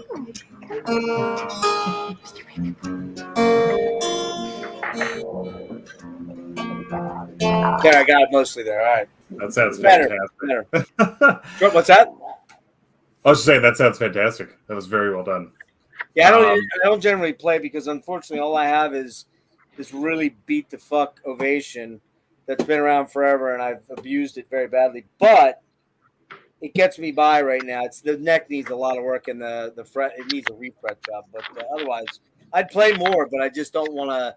It makes me feel like I'm playing shitty, and that bugs me. So, Sure. anyway, Justin, thanks so much for coming on, man. Yes, Thanks thank for you, meeting thank my you, thank kids. you. Pleasure meeting you both. I'm going to go back and hear your assessment of Pink Moon and everything too, because you've done. I just want to reiterate, fantastic job so far and everything. Thank you. It's So, nice to meet you too. Yeah. So have a good rest of the session. I'll see y'all soon. Thank you. Yeah, All right, Justin. bye. Thanks, buddy. Have a good night, man. Thanks for joining. How do I get out of here? I'll get you out. Leave studio button. There we go. Found it. I got it. All right. There we And go. then there were 3. Yeah. He did Pink Moon. I'll let Maddie do Pink Moon. Yeah. Okay. Pink Moon. The opening timbre of the guitar and the voice sets the stage for sort of like the resonance of the record. I was curious if maybe the recording setup was a little bit different or potentially a different guitar or different strings because it just sounds so crisp. I don't know if you guys had that when experienced listening to this record as well compared to the others. It just sounds so crisp. Anyways. Well, keep in mind he's not competing with any other instrumentation. Yeah, fair. It But the definitely was guitar, I don't know, it mixed just sounded differently. so. Oh, I got you. What? It definitely was like mixed differently. Like Yeah. the audio levels and the EQ of the guitar was definitely adjusted to work more like a solo environment. But he might have been playing a different guitar. We don't know. Yeah, That's very the problem. true. Like we don't know what guitar he played. Yeah, either way, it sounded amazing. So beautiful, like the dancing piano notes above the guitar. Such a necessary complement in this song, which is not unlike other songs that, you know, they have that he has this sort of steady guitar, rhythmic aspect, and then the piano sort of dancing on top. Place to be. The beauty lies in the simplicity of this song. The beauty lies in the simplicity of this song. It's just Drake and his emotive guitar chords. I feel like each chord he chooses, it tells a whole story in itself, and the transition from one to the other tells, you know, the complete thing together. If that makes sense. I am also very tired, so forgive me if I am. Yeah, I'm really struggling. I don't know. It's very warm in my room, so I'm kind of like half nodding off, and that's not good. But I'm. But so go ahead, Matt. We'll get you out of here half an hour. Cool. Road. I love the intro guitar on this. The mirroring of the vocal melody to the guitar melody is perfect because I feel like Nick sometimes does like perhaps contrasting melodies of what he's playing on guitar to what he's singing vocally, but this one it's like the same melody, and I think that really lends to like the syncopation of the song. That's and I said not. Is it this one? No, that's horn. No, horn That's is horn? I think horn is the really sweet, like plucked song. Like it's just a. Yeah, that was the one he was just playing was horn. Yeah. So you're good, Maddie. Oh, I didn't think that was horn though. I thought horn was no, or I thought the one that you're saying is horn is no. Actually, No, it goes no. no, I love you. Yeah, it's no. Oh wait, no, you're right, Maddie. My bad. Yeah, I was gonna say. I mix all them up good. a What lot song? too. What song is it? I'm sorry. Well, I was speaking about road, but the one that you were just playing is no, and that's toward the end of the record. Oh, okay. Yeah, but road. Yeah, I think I kind of spoke upon that. Just the sort of like chugging aspect of that song. It's not unlike some of the other songs on this record, which are great. Which will. I love the beckoning question that he poses in the song, which will, the sort of confrontation of choice, which is like very relative to Drake's lyricism, just like sort of how as humans we have to make choices, and sometimes those choices are both difficult to make, and we ask, did we make the right ones? Did we make the wrong ones? Did we make the choice at all? Horn. So this is a really sweet, like plucked sound. It just sounds like he's playing. I mean, he could be playing on all the strings, but it just sounds like he's like playing, just like one or two or three. Well, he is. He's playing two strings individually. No, that's no. What's that? That's no. Oh, I thought you were talking about that song. Which one were we talking about? I said this is horn. So horn is like. I get them mixed up all the time. It's all good. Anyways, horn. It's beautiful. It's a little bit more sweeter of a melody than that one. That one I feel like is like a little bit more curious. This one's just like very. Yeah, that's a bluesy folk chromatic thing that's very repetitive. Yeah. Things Behind the Sun. I mean, probably one of my favorites, along with honestly, along with horn. I really liked horn on this record. One of my favorite tracks on the record. The shift from dissonance to harmoniousness is so perfectly tempered in this song. It adds this like resilient tone, overtone to the whole song. Just that switch from like sort of the harmonious to begin with and then going into like a bit more of like a dissonant sound. Usually I feel like it's like vice versa for Drake. So I like that with Things Behind the Sun. No, great bass line as we've discussed. I think I know how to play that song. Do you know how to play No? Do I know? I think I know. Do you know? And again, I really like the lyrics of this one. It's, again, lending to that like non-dualistic nature of his lyricism. He says, you know that I love you. You know that I don't care. You know I see you. You know I'm not there. So again, it's just this contrast. Awesome. And then Parasite. There's an artist, this is just kind of like a little random fact, but there's this artist that I listen to that actually I played for Lauren, Hayden Pedigo, the guitarist that I played for you many times. Yes. We've listened in your apartments and he's very relaxing, but hearing this song, I immediately was like, this kid has had to have drawn inspiration from Drake. So that was kind of cool to like hear like a current artist that I'm listening to playing a very similar composition as Parasite. And then Free Ride. I just said it's such a seductive and sort of alluring melody. Which, yeah, awesome. Let's see. Harvest Breed. I said such a melancholy contrasted to such a pure sweetness. That ethereal optimism Nick sports melodically and lyrically is pretty prominent in this one. And then From the Morning, all I said was a classic. Mm-hmm. That is all for Pink Moon, and I would rate this a 9.5 out of 10. Lovely record. Nice. But you like Bryter Layter a little bit better. Well, I think it's just that it was the first record that I fell in love with Nick Drake, and that record helped me through a really hard time in my life. And so I'm eternally grateful to Bryter Layter. No, and that's usually what happens. Usually your first exposure is where you tend to gravitate to, and so go ahead, Lauren. Yeah, so unsurprisingly, I have my notes for Pink Moon are longer than the first two albums. So yeah, this is like the first Nick Drake album I listened to, and it had like a huge impact on me in terms of like how I play guitar and how I like think about solo guitar playing, both like finger picking and like solo accompaniment. This album is like kind of like mythical, in a way because it's like so sparse, but people have spent so much time like looking into it and analyzing it. Yeah. This song, the only song that has any accompaniment is Pink Moon with the piano. None of the other songs, it's just Drake and the guitar. Yep.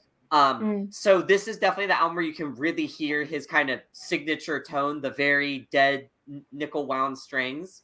And like I said earlier, there's like a really heavy contrast between the wound and the unwound strings. The wound strings are very like mid-heavy and like thuddy, and the two unwound, the first and second strings, are very like sparkly, and that's a huge part of the tone on this album.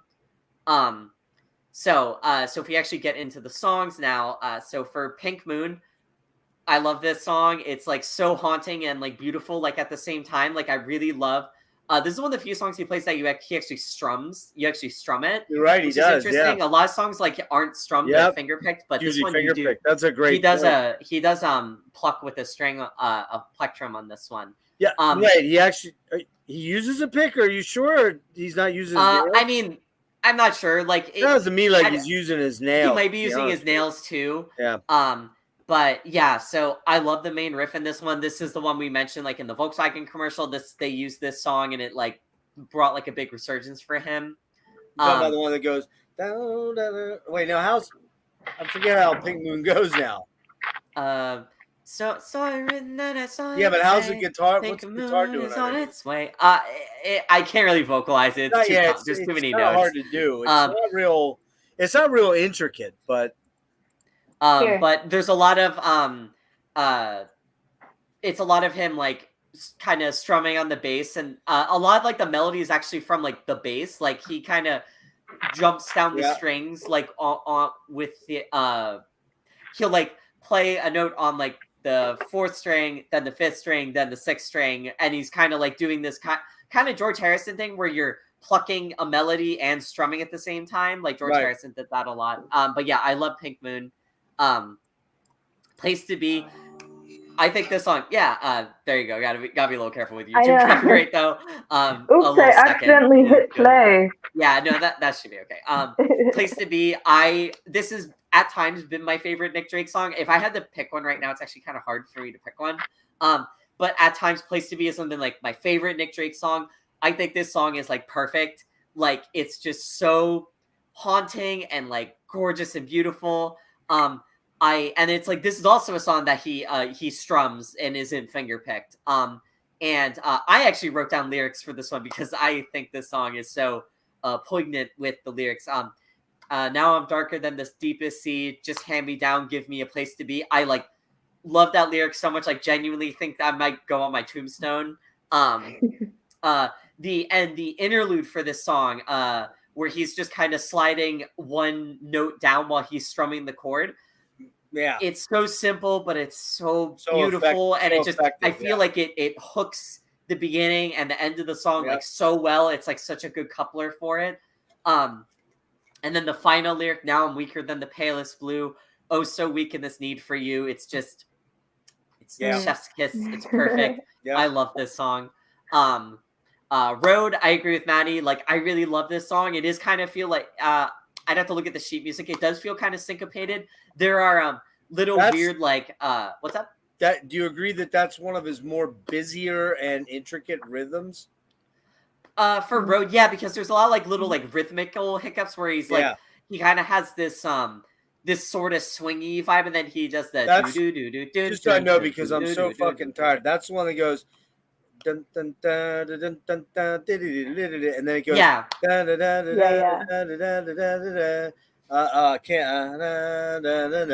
Right? Shit, I can't even vocalize what he's doing. What's the words, Maddie? Do you know? I could look it up real quick. One moment. I can do it. I'll do it, unless you have them handy.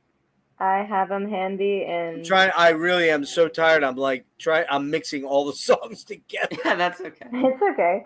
I'm trying to think if that's the one I'm thinking of, so Lauren can comment on the. You can say the sun is shining if you really want to. I can see the moon and it seems so clear. You can take the road that takes you to the stars now. I can take the road that that'll see me through. Yeah, that's the one where he goes, Yeah. you can take the road. Da, da, da, da, da. Yeah. I know what it is. It's just that's to me probably his most difficult because he's doing the dun dun dun dun dun dun dun, the bass note thing, right? The strong the thing. Then he's doing all that little intricate picking in between the. Actually, I don't think that one's actually that hard to play. Like, if you just learn the hammer-on part, I don't think that one's too bad. I actually think From the Morning's more complicated. Especially if you want to, like, I'll talk more about that when I get to From the Morning. Road, the descending vocal line, I wrote the descending vocal line really pulls you in along the ... road, smiley face. So I like Road a lot. Which Will is great.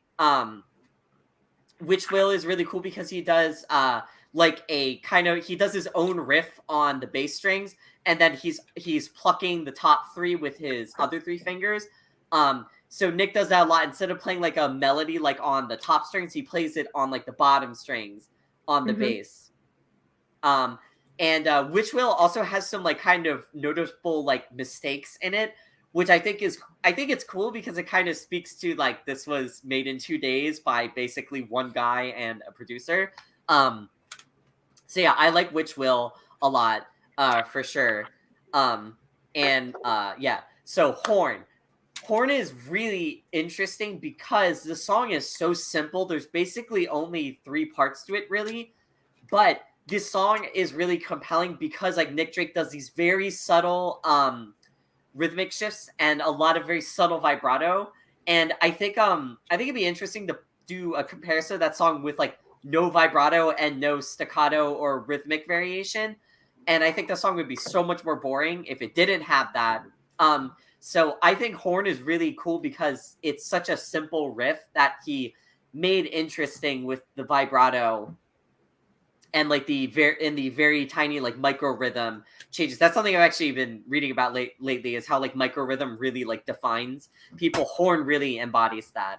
And then Things Behind the Sun, also definitely one of his most well-known songs. This song is like, I think this song is also like perfect. This is one of the only song, I think it's the only song on the album in standard tuning, which is really interesting. Most of the other songs on this album are, I mentioned it earlier, as C, G, C, F, C, E. That's a very common tuning on this album. So Things Behind the Sun is in standard tuning, capoed on the 4th fret, I think. It's this one I know for sure is it's in C sharp minor, but you play it like in A minor. So it's in C sharp minor. And he uses a lot of like suspended chords. Like he goes to I'm going to talk about like it's in A minor. So he's vamping on the A minor, and then he goes to F major, and then which is the 6th chord, and then he goes down to the 5 dominant, which is the E7 in this case. But he does the suspended chord, and then he lifts his one finger, and then it goes from the A down to the G sharp. So then it's an E7 dominant chord. So it's basically a 1-6-5 progression, which is pretty common. You're getting way too nerdy now. Yeah, that's okay. I'm sure someone will. Nobody's gonna follow this. I mean, I know what you're talking music about, theory. But I know what you're talking about, but barely. And then the other really interesting thing in the song is that it's in A minor, but the chorus is in the parallel major, it switches to A major, which there's a really big contrast between the chorus and the verse because of that. But the cool thing you can do with a parallel major is because the A major and A minor have the same dominant 5 chord, the E7, he uses the dominant 5 chord to switch back to a minor key, and it doesn't feel like abrupt, which is really cool. But yeah, Things Behind the Sun has like super haunting lyrics about like I don't know, man, I feel like that song is about like people like kind of not being truthful with you and like, you know, not being able to like trust people, I feel like is what that song is about lyrically a lot of the time. I haven't actually dove into the lyrical content too much of that. But I really appreciated your like actual like description of why I was hearing what I was hearing, sort of that like harmonious to disharmonious, and how he like ties it in together so well. Yeah. So I adore Things Behind the Sun.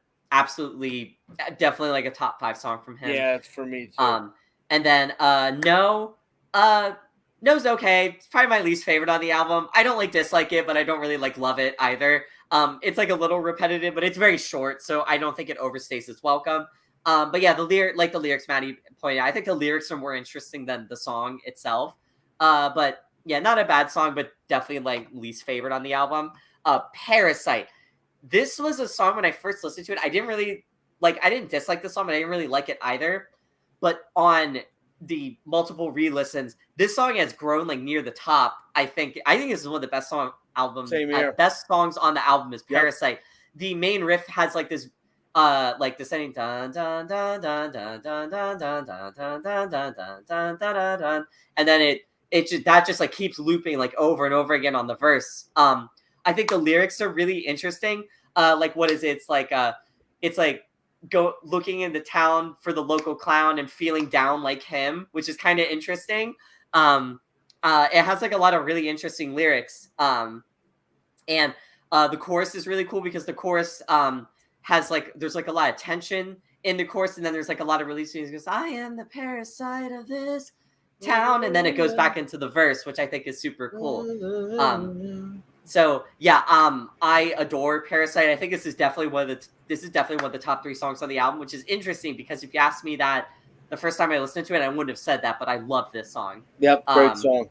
Yeah, Free Ride. I love Free Ride. This song like just like grooves, like it just with the just like the constant like pedal thumping on the bass notes. And it's kind of like bluesy with the da da da da da da na na na na na na na na na. It's like very bluesy in that way. And then the chorus is really cool because he has he kind of cuts the guitar out and he's just matching his vocal line. The da na na na na na na na. Like the guitar like plays alongside him in unison. Yeah. I think that's a really cool part. Such a great part. Yeah. Yeah, he's got that. I call it a slippery riff where he's doing that down, down, down, down, down, down, down. It's like slippery sounding. Yeah. Yeah. So yeah, no, I really love Free Ride. That song's really, really great. And then Harvest Breed is definitely the weirdest song on the album. It's like a lot of really dissonant, jarring chords. It almost never feels like it's like at rest. Like I think it's like hard to say that one really has like I'm not gonna call it atonal, but like that song is kind of like off-putting in a way. But like I do like Harvest Breed. I think it's like interesting. But definitely the weirdest song on the album. But I still like it. I definitely like it more than No. And then finally, From the Morning, another song that needs no introduction. This is like also arguably his most well-known song because, as we said at the start, this is the song that was used in a Nick Drake in an AT&T commercial in the late 2000s. And it was like super duper popular. He kind of had a little resurgence from people like my age, Maddie as well, who found him through this song. This was the first song I actually learned on guitar from Nick Drake. This is the first song I learned, and this one is really? like very I didn't know that. This song is like very hard to play, and I've also I'm like really out of practice. I forgot a lot of it, but I have painstakingly tried to like recreate some of his like. I don't think he intentionally did some of the variations on the main riff he did. I think they were kind of just mistakes in him trying to just play the song as best he could. But like I've listened to the song like hundreds of times, just trying to like painstakingly recreate like every little rhythmic variation he does in it, which I think is so cool. You're right about it. That's the most difficult song he did, I think. And I think the thing that's so cool with the song is like this album had overall the tone is very like somber and kind of depressing. But this song is like really upbeat and happy, even though there's a lot of like dissonant because the main vamp of the song is him switching between unison strings and then moving down a half step, and then he's kind of playing the same bass notes like every time. But this song is like really like upbeat and happy. One thing that's really cool is that and now we rise and we are everywhere, which is a lyric from this song. That's actually on Nick Drake's tombstone. And this is absolutely one of the best songs on this album, and like it's been used in like I think it's been used like a ton of TV shows like in more modern contexts. And something I noticed like just while we were doing this, is that if you look at the last song of these 3 albums, 5 Leaves Left is Saturday Sun, then Bryter Layter is Sunday, and then Pink Moon is From the Morning. And I think that's like so cool. Like I think he definitely did that like on purpose to a certain extent. That they kind of like lead into each other in that way. Like I just noticed that now. I thought the same thing, Lauren. Oh, I that's awesome that you picked up on that too. Yeah. So obviously, unsurprising, this is the one I talked the most about. I like adore this album, and like even though like, well, no, objective reviews of music are stupid, but just if I take everything into account, like how much an impact this album had on me, this is like 10 out of 10. This is probably the album I would pick if I could only pick one album to listen to for the rest of my life. Wow! Holy crap! Yeah. No kidding. Yeah, That's pretty heady. Album. Okay. Good stuff there, man. You really went deep on that one. This was my first album, obviously, the first thing I heard, and it left a major impression. I'm not quite as high on it as you, but I'm pretty high on it. Pink Moon. Everyone that's never, anyone that never knew about Nick found out about him do that Volkswagen commercial in 1999, and for the VW Cabriolet. I got into Nick around the same time through Steve Wilson and fell in love with his voice and sparseness of this album. Sparse, you said that too, right? According to Parents and Family, he was in a good place while writing and recording this, but it was during but as it was going to be released and knowing he couldn't tour it, he fell into a major depression and sort of ended up falling further into seclusion at his parents' place, never leaving the flat. This song is a happy song to me, though. Yeah, that's what I said. This song is a happy song to me. I don't know why I can't think of the guitar strumming pattern. Wait, for Places to Be? No, yeah, I'm gonna have to. For Pink Moon? No, I know the lyrics and stuff. I'm blanking on the way the guitar comes in. I'll go listen to it after we're done. But oh shit, I should be up there, right? Yeah, you can swap yourself in. There you go. Okay, love that song. Place to Be, man. What a wistful, longing top 5 track for me. So beautiful and yet feels sad and hopeful at the same time. Road, very nostalgic. Guitar work is some of his more busy and intricate rhythmically, almost has a monotone to his voice. Which will. This track has a sort of interesting refrain. It's pretty relative, and the smoky cigarette-drenched voice he's known for is ever present. So I guess he never really smoked around you, did he? Oh man, I just literally fell into a dream for 1 second. That's how tired I am. I started dreaming that I was. Do you want to call it? I'm sorry. No, we'll wrap it up here. But I'm really struggling. I'll talk to you guys when we're done and let you know what's going on. There's something happening. Yeah, go ahead. Yeah, I started to fall asleep there, and I started. That's what I'm on. I thought I was talking, and somebody that knew Nick Drake, like in the studio. All right, back to where was I at? Road? I talked about Place to Be. Road, very nostalgic. The guitar work is some of his more busy and intricate rhythmically, almost has a monotone to his voice. Which will. This track has a sort of interesting refrain. Is pretty relatively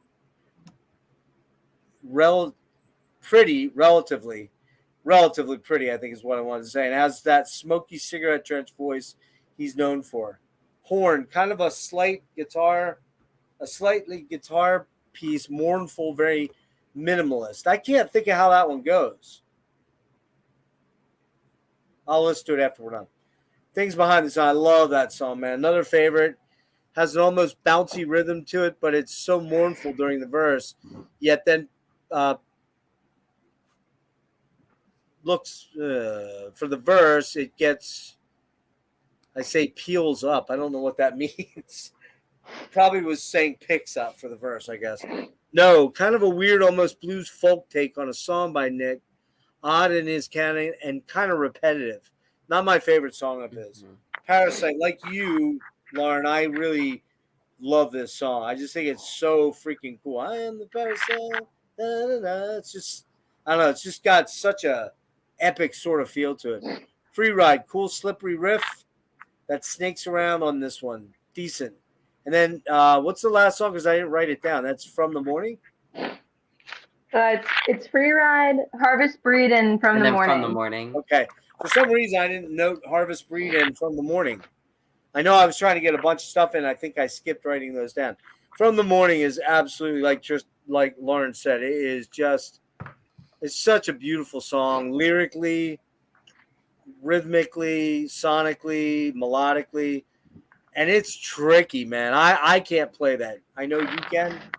My finger picking skills are, I can do certain things, but when I got to do a lot with my thumb to do something on the rhythm side and still play with my other 2 or 3 fingers, I get lost. And my finger picking has got a lot better, but I can't match that. And you always did so well. I remember when you played that, how killer it was. Plus, you also fucking killed Midsummer's Night Daydream, and I've tried to get that, and I still can't get that down either.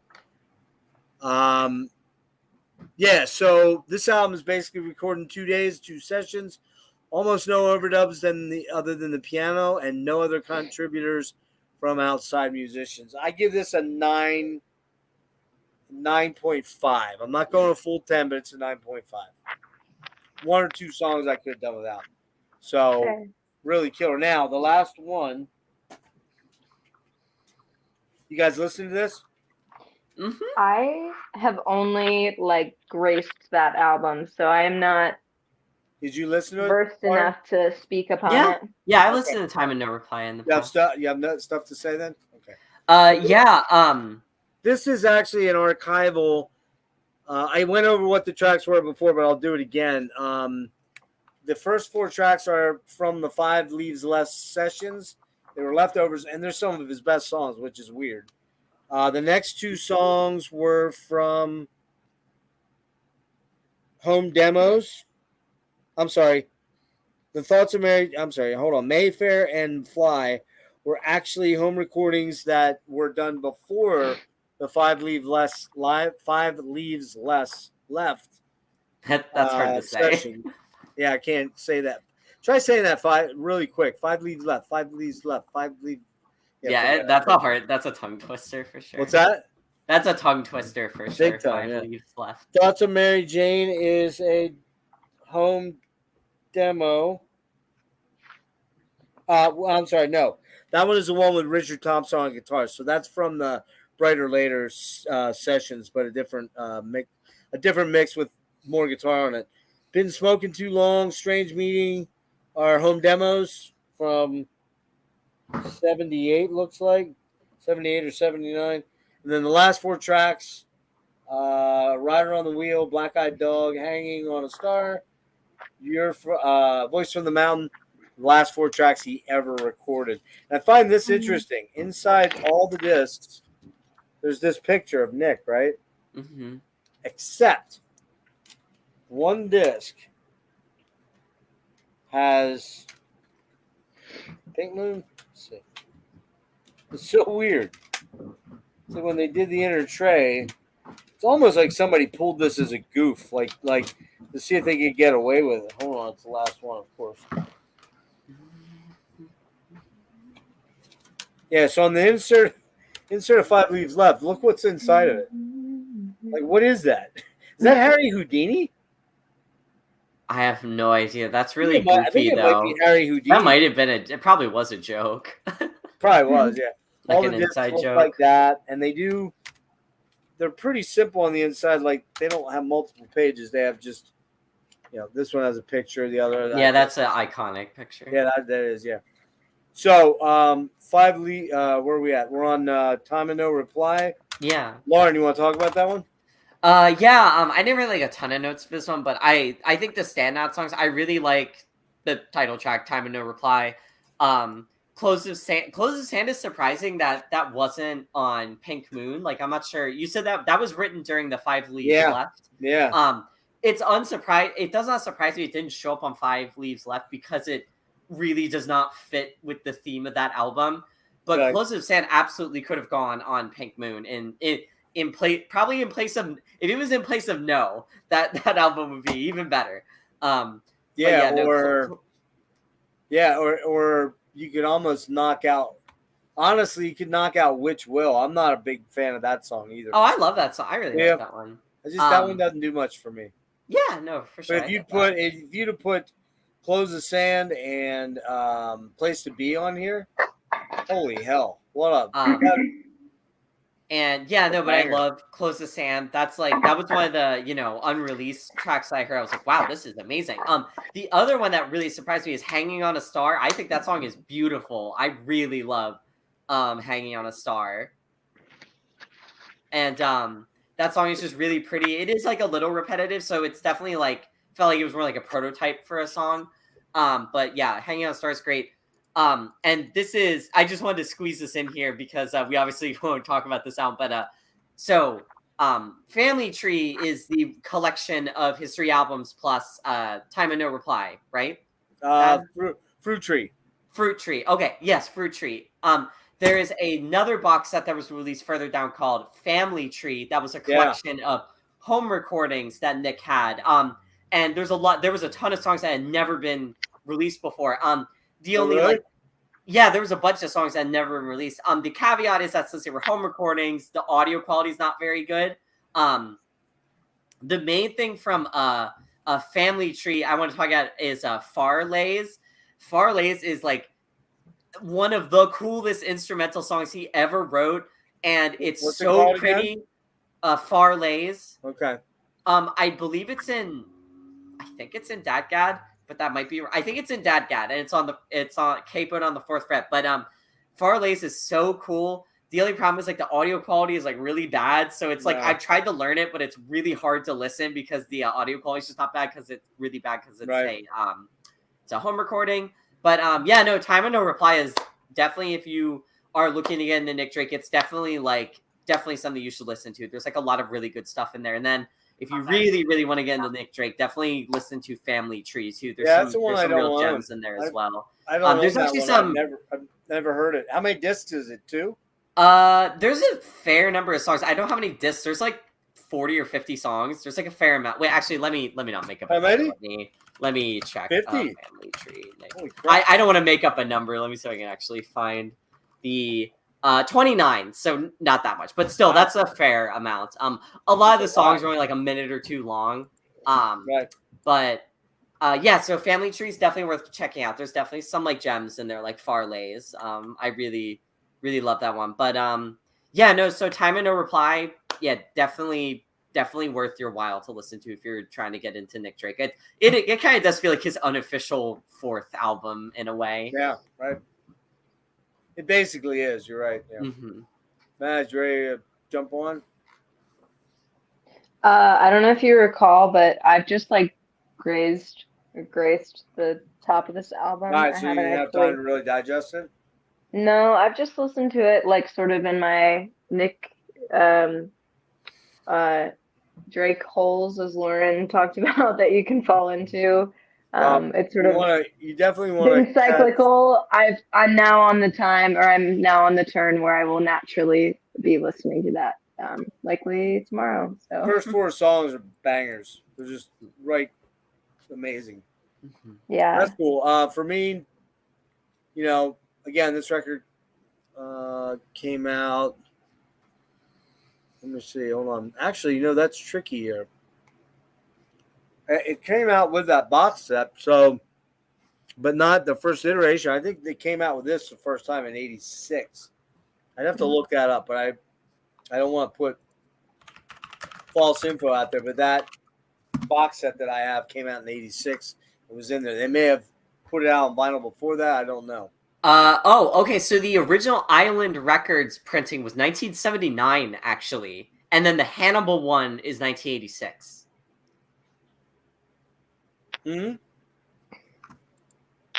The Island record original pressing of Fruit Tree was actually 1979, but I think that might have only been released in the UK. Yeah. And then the Hannibal version that you have is 1986, August 1986. When is it? August of when? 86? 86, yeah. That's wild. I mean, damn, that's hard to believe. That thing is almost as old as me being out of high school, which is crazy. But I got some quick thoughts. Time of no reply. This is the time of no reply. Great song. Gorgeous song. Top 5 probably for me. I Was Made to Love Magic. That's a beautiful one. I think it's the only one that has a lot of orchestration on it, right? I think it is. Yeah.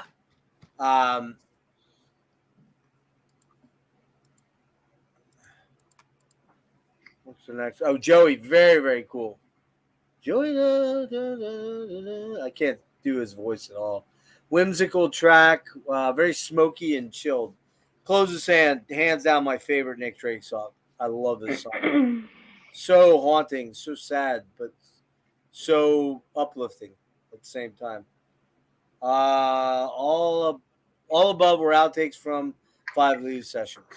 Man in the Shed, bare bones version without orchestra and players. I like it better that way. Mayfair, very happy upbeat track, but still not sold on. Oh, still, I'm sorry. Very happy upbeat track, but still sounds sad.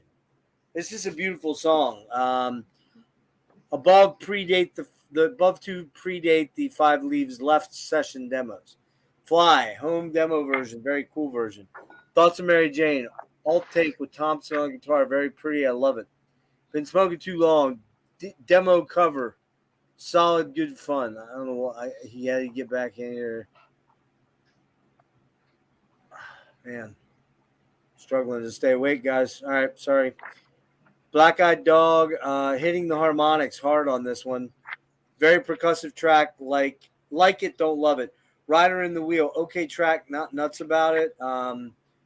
Voice from the Mountain, I don't even have a note on that. I think I ran out of time setting this up. Hanging on a Star, I do like. That's a cool track, but it feels kind of unfinished. Been Smoking Too Long, demo cover, solid, good fun. Thoughts of Mary Jane, okay, that's where I started to kind of drift off. Alternate take with Thompson on guitar, very pretty. I love that Thoughts of Mary Jane. So pretty. So I'm gonna go on 9. What did I give Pink Moon? 9.5, right? 9.5, yeah. I'm gonna go a solid 9 on this because there's a lot of really good tracks. I mean, the first 4 tracks are incredible, and Close the Sand almost makes this a 10. I just, I don't know how good I played that because I'm half asleep. But you did well. It sounded really beautiful. What's that? I said you did well. It sounded very beautiful.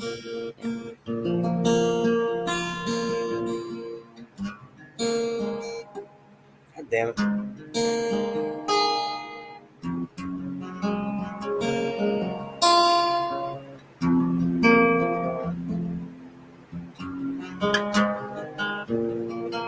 Anyways, yeah, no, I agree though. I definitely give them solid 9 as well. Yeah, it's a solid 9.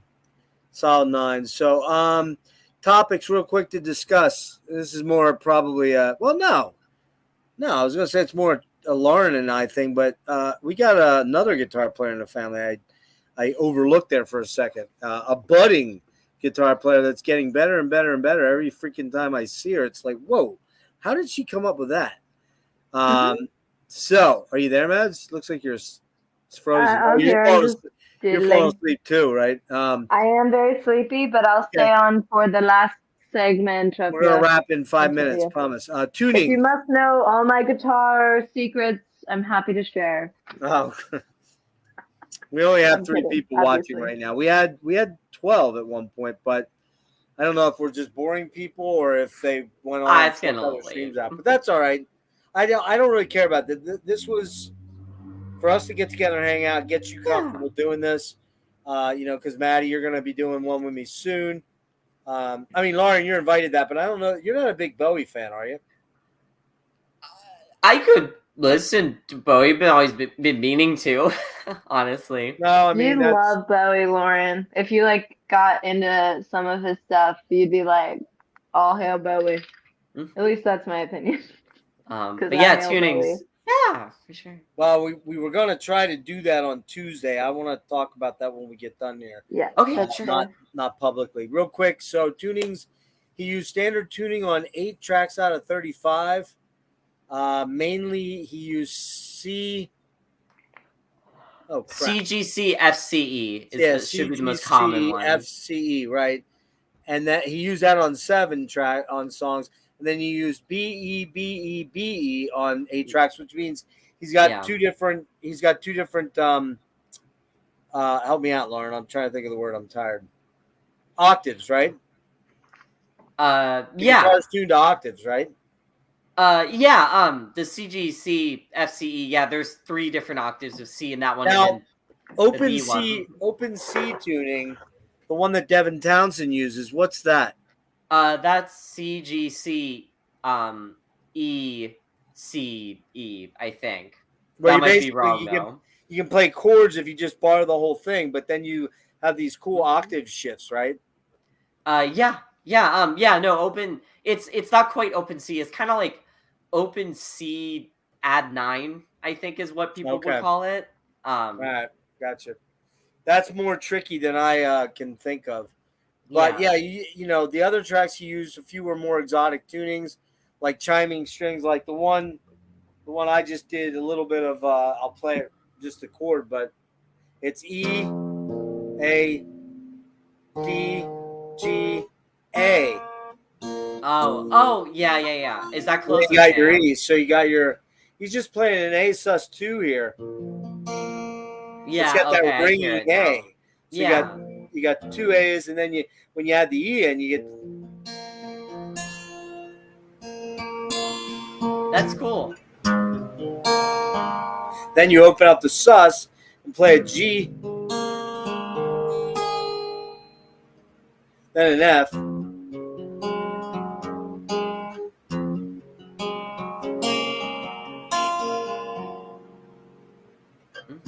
And then an E.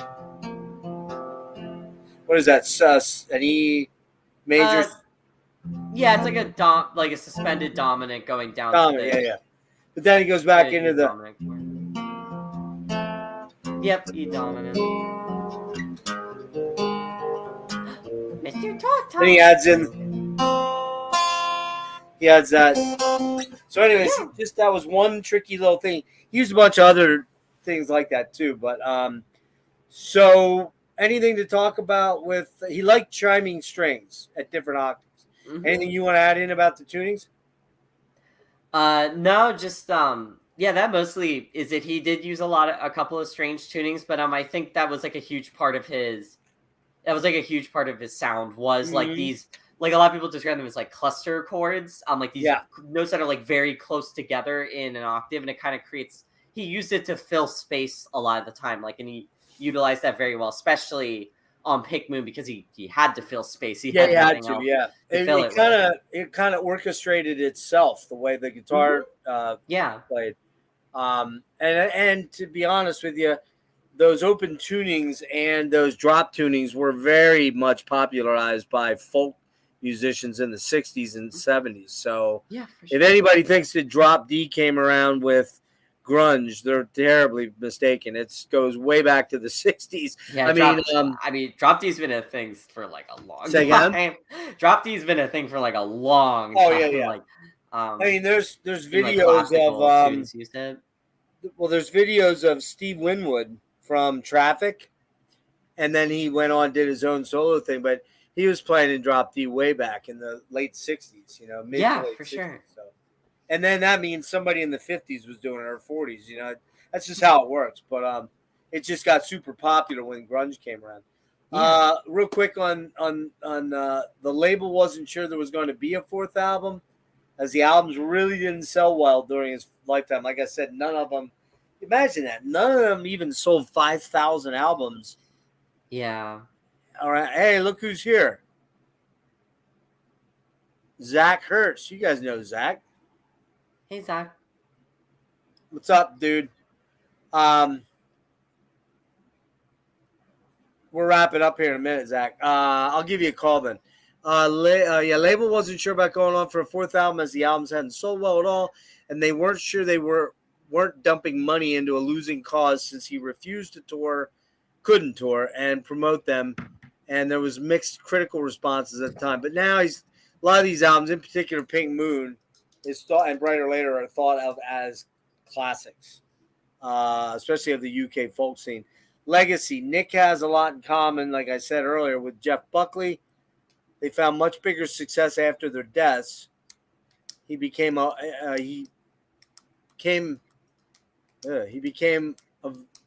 known to a wider audience, and oh my God, I don't know. I had to have been falling asleep here. It says legacy. Nick has a lot in common with Jeff Buckley. Hey, not they, found much bigger success after their deaths.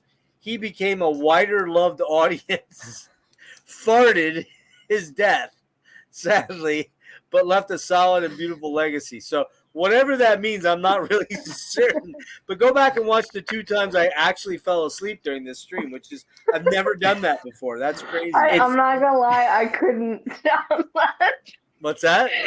I couldn't stop laughing after the one you like fully dropped in and you were just like something about was he smoking? We're gonna talk. Smoked around here. What did Dad mean? We'll never know. It's just as mysterious as Nick's legacy. I was sitting here and I was reading, and suddenly I just felt myself drifting, and I was talking to some person that I guess was the producer, and I'm like, was he smoking around you? Hi, it's me, I'm Nick Drake. Oh my God. It's funny, but it's not funny because when we talk after this, you'll understand why it's not funny. But anyway, it's got to be funny to people watch it. They're going to be like, what the fuck is going on? Is that dude high? It's just like what you said and like how you were so like this, and then all of a sudden then I snapped out of it right away. I'm like, what the hell did I just say? Oh my God. I actually had a stream with my good buddy Dennis, who I do a lot of collabs with. We were talking one night, like really late, and I'd been up because of the way my disease is affecting me as far as neuropathy in my face and eyes and hands and stuff. I was miserable, and by that time I was like, and we're talking, and I'm just nodding off, and I hear, "Hey Jeff, you might want to go to bed now." And I'm like, "Huh? What? Hey, what's up?" I had just conked out sitting. I was like, yeah. So anyway, yeah. Let's all get some rest. Well, real quick to wrap up, and I'll let you guys kind of put your legacy touch in there. Mm-hmm. He left 3 beautiful albums, high quality albums. As Lauren said, there are people that are devoted to picking these albums apart, like literally with a microscope, to figure out what's going on and how, what he was playing and writing, and all the interaction of the instruments. In essence, though, particularly with Pink Moon, he kind of went out, I think, the way that he really wanted to be, which was just basically a solo guitar player with maybe a little bit of accompaniment here and there. He didn't want to be this studio created sort of thing, and it is very sad the way he went. Do we know if he killed himself? I don't know, man. He struggled with a lot. At your age, guys, he was your age. Maddie, your age in a couple weeks. And, it's kind of hard to conceive of that. It's hard to conceive that he would just give up and take a lot of pills. But by the same token, those pills, amitriptyline, makes you very sleepy and very, drugged out feeling. And my guess is he just took an extra 2 or whatever, and just kind of, went, Yeah, I mean, this guy has it really cool. Cosmic Pallbearer, thanks, man. That's a great way of putting it. It's kind of breaks his heart to see that people didn't get to see the love that their work generated. Now, now we could say, oh man, I love Nick Drake, and I wish I could go see Nick Drake, but he didn't really have that going for him when he was alive. He struggled so bad with performance anxiety, which, I have that. I really have always had this fear of getting up in front of people. That's why, Maddie, when you've done it, and Lauren, when you did it back in school and you got up and you kicked fucking faces in by doing, the Triumph song, and I was just like, what? And then there was the other thing you guys did. You guys did Landslide. Did you do another song too, or just I Landslide? thought we did one other one, maybe. Might have done one other one, but I don't remember what it was. Yeah. But you did that. What was that at? That was not at a talent show, was it, or was it? That was It was that was my performance recital for AP Music Theory. Oh, that's right. You had to do a couple pieces. Then you did with Maddie, and she came in and sang. Yep. And that was so epic. And Lauren, have you played out anywhere else? Did anything other than those two things? Oh, you did with Jacob that one night. Yeah, that was really fun. What were you guys playing? I forget what you were playing. Led Zeppelin? The Sandwich Factory on Let's Play. Yeah, but what songs did you do? You remember?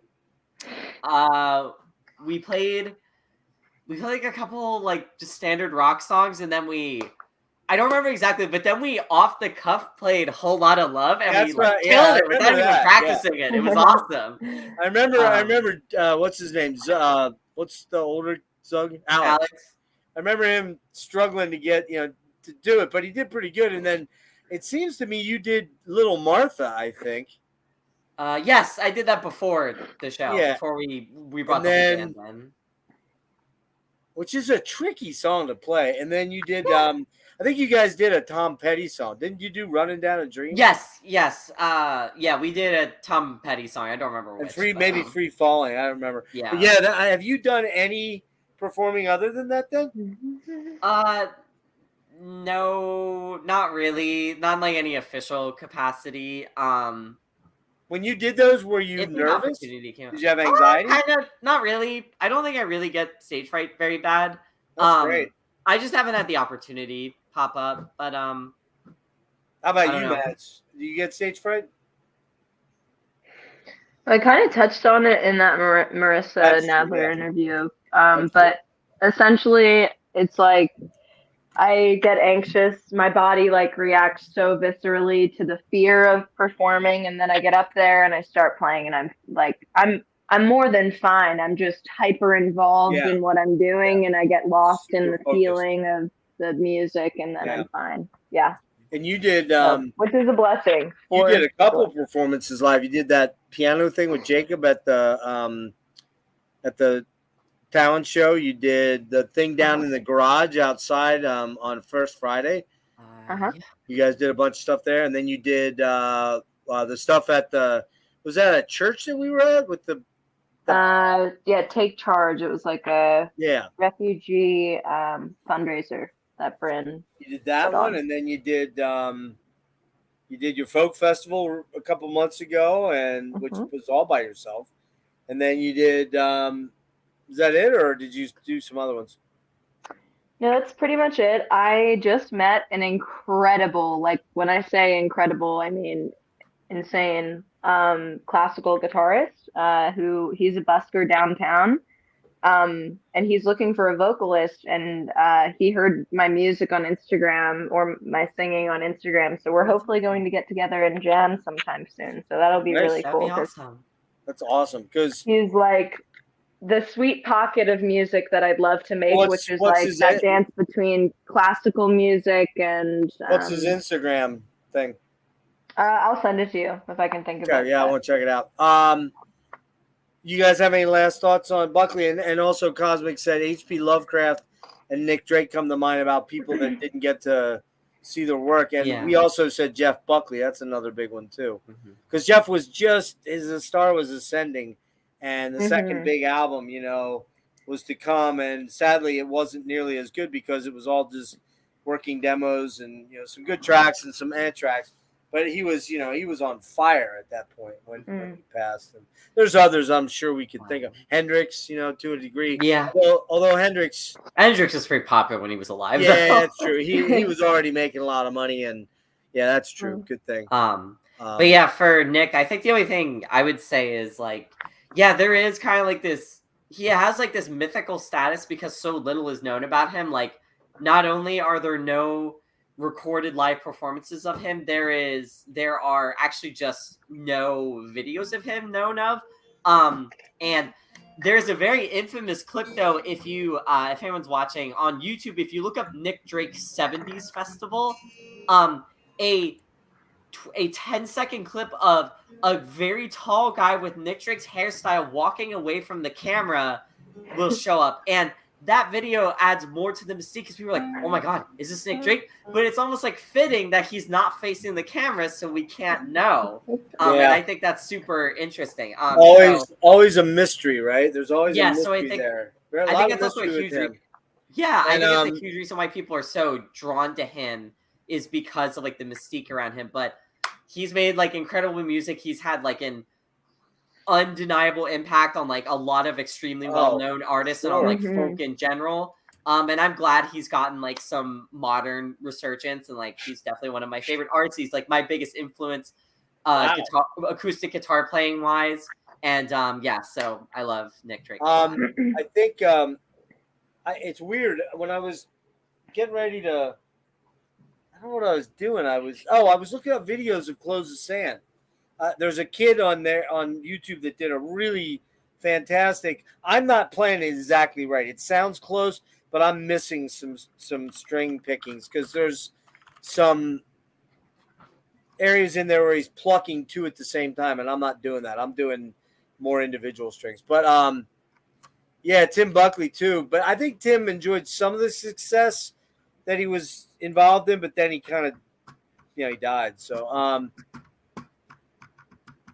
I was looking up that video to see the song again, and I didn't even realize it. But I don't know if you guys remember this. Do you remember when we went down to South Street to see Neurosis back in 2018? Maddie, you had come home from college, you weren't yet done, and you wanted to run around South Street, and Lauren and I went in to see the show. Remember that? I remember that. That was the one Bellwitch opened? Yeah. Oh, yeah, I remember that show. Yeah. Bellwitch So, was awesome. do you remember when we went into the record store before the show? We were walking around, and the singer and main guitar player in Neurosis was standing right next to me? You remember that? No? I think so. Kind of. Well, his name's Steve Von Till, and I'm going to be interviewing him, I think Wednesday night. And it's looking to be like a pretty nice long one, so it might be a two-parter. We'll see. But here's the weird part. He did a cover of Nick Drake. What do you think he did? Was it Clothes of Sand? Clothes of Sand, yeah. Very nice. Which is super cool. So, and I hit him up. I'm like, dude, I didn't know you covered this song. I missed that somehow. He's like, it's like Nick Drake's one of my absolute inspirations and favorites. So, that's awesome. Exactly right. There's a dude that's playing in this incredibly heavy, dark, crushing band, and one of his favorite artists is Nick Drake. So it just goes to show you that music transcends a lot of boundaries, and people that are open to a lot of stuff are much fuller when they're available. You know what I mean? And I think that's how it goes with Nick Drake's work. It just kind of creeps in and gets in your head, and you can't get it out, So, guys, thank you so much. You guys did a fantastic job tonight. Yeah, man. Thank you. I have a parting poem that Molly Drake, Nick's mother, actually wrote on behalf of Nick. Oh, yeah? And it's a very beautiful poem. I think it kind of speaks perhaps on the bit of like tormented optimism that Nick experienced in his existence, which was like he saw so much beauty in the world, and therefore being able to see the depth of that, he perhaps saw the depth of the equal opposite, so the darkness. And this is essentially what the poem's covering, but I'd like to leave us with that, if that's cool. Yeah. So it's called The Shell by Molly Drake. Living grows round us like a skin, to shed away the outer desolation. For if we clearly mark the furthest deep, we should be dead long years before the grave. But turning around within the homely shell of worry, discontent, and narrow joy, we grow and flourish, and rarely see the outside dark that would confound our eyes. Some break the shell, I think that there are those who push their fingers through the brittle walls and make a hole, and through this cruel slit stare out across the cinders of the world with naked eyes. They look both out and in, knowing themselves and too much else besides. Wow. That's really nice. I gotta check to see if she's still alive. I think she is. The mother? Oh, not the mother. No. I thought you said the sister. That was the mother? Yes, I believe that was she's- Nick Drake's mom that wrote it on she- behalf of. She was actually a musician herself, a pianist, very good, accomplished pianist, and she wrote a lot of stuff that really you can hear if you listen to some of that. You can hear where Nick got a lot of his sonic vision. He definitely was channeling some of that to his mom. So, yeah. So this was cool, guys. Did you enjoy it? Yeah. No, I had a good time talking about an artist I really love. Yeah. Well, we gotta Lauren. We gotta talk about doing like a more metal sort of. Yeah, for sure, definitely. So, we'll talk about that. Maddie, so cool that you jumped in and we're able to do this. You and I, we'll talk when I end this thing in a minute. We'll talk about upcoming stuff.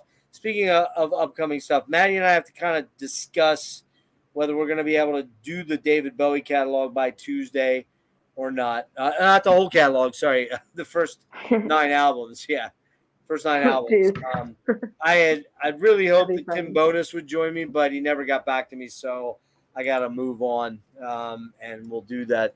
The other things I have scheduled or almost scheduled is there will be a Steve Von Till interview.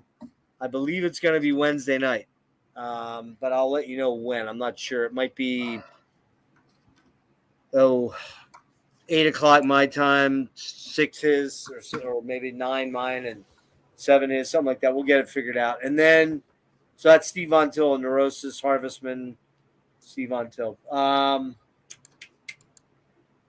26th of March, assuming more weird stuff doesn't happen between now and then, which is definitely a possibility. Neurosis, we're doing the whole Neurosis catalog. Kellen from Killing for Company and Necrotic Nick from Thralls of Metal are joining me. We're going to pick apart the entire Neurosis catalog. I don't even know how many albums it is. 12, 13, 14 maybe. So it's got a lot of work cut out for us on that. I think that's all I got. Those 3 things right now is what I'm kind of focused on. So super amazing to have my daughters on tonight. Love you guys so much. Stick around for a minute. I'm going to end the broadcast. Say bye. Bye. Hey everyone, thanks for watching. Everybody, thanks for watching. Sorry I fell asleep a couple times. It's a little extra entertainment. Yeah, for it's you. extra entertainment. There's some. If you're paying attention, there's 2 pretty funny moments. Is he smoking right now? Was he smoking? Did he smoke? I have no idea what that. Well, I know Nick Drake smoked. He smoked pot a lot, and he smoked cigarettes. Right? He rolled his own cigarettes. So for some reason, I started to venture into that dream that I'm talking to somebody in the studio. Was he in there smoking? Did he? So weird. All right, guys, hang out. I'm gonna end the broadcast. Peace. Bye. No, you stay here. You stay. Stay. Both you guys stay in. Hold on. Don't hit anything.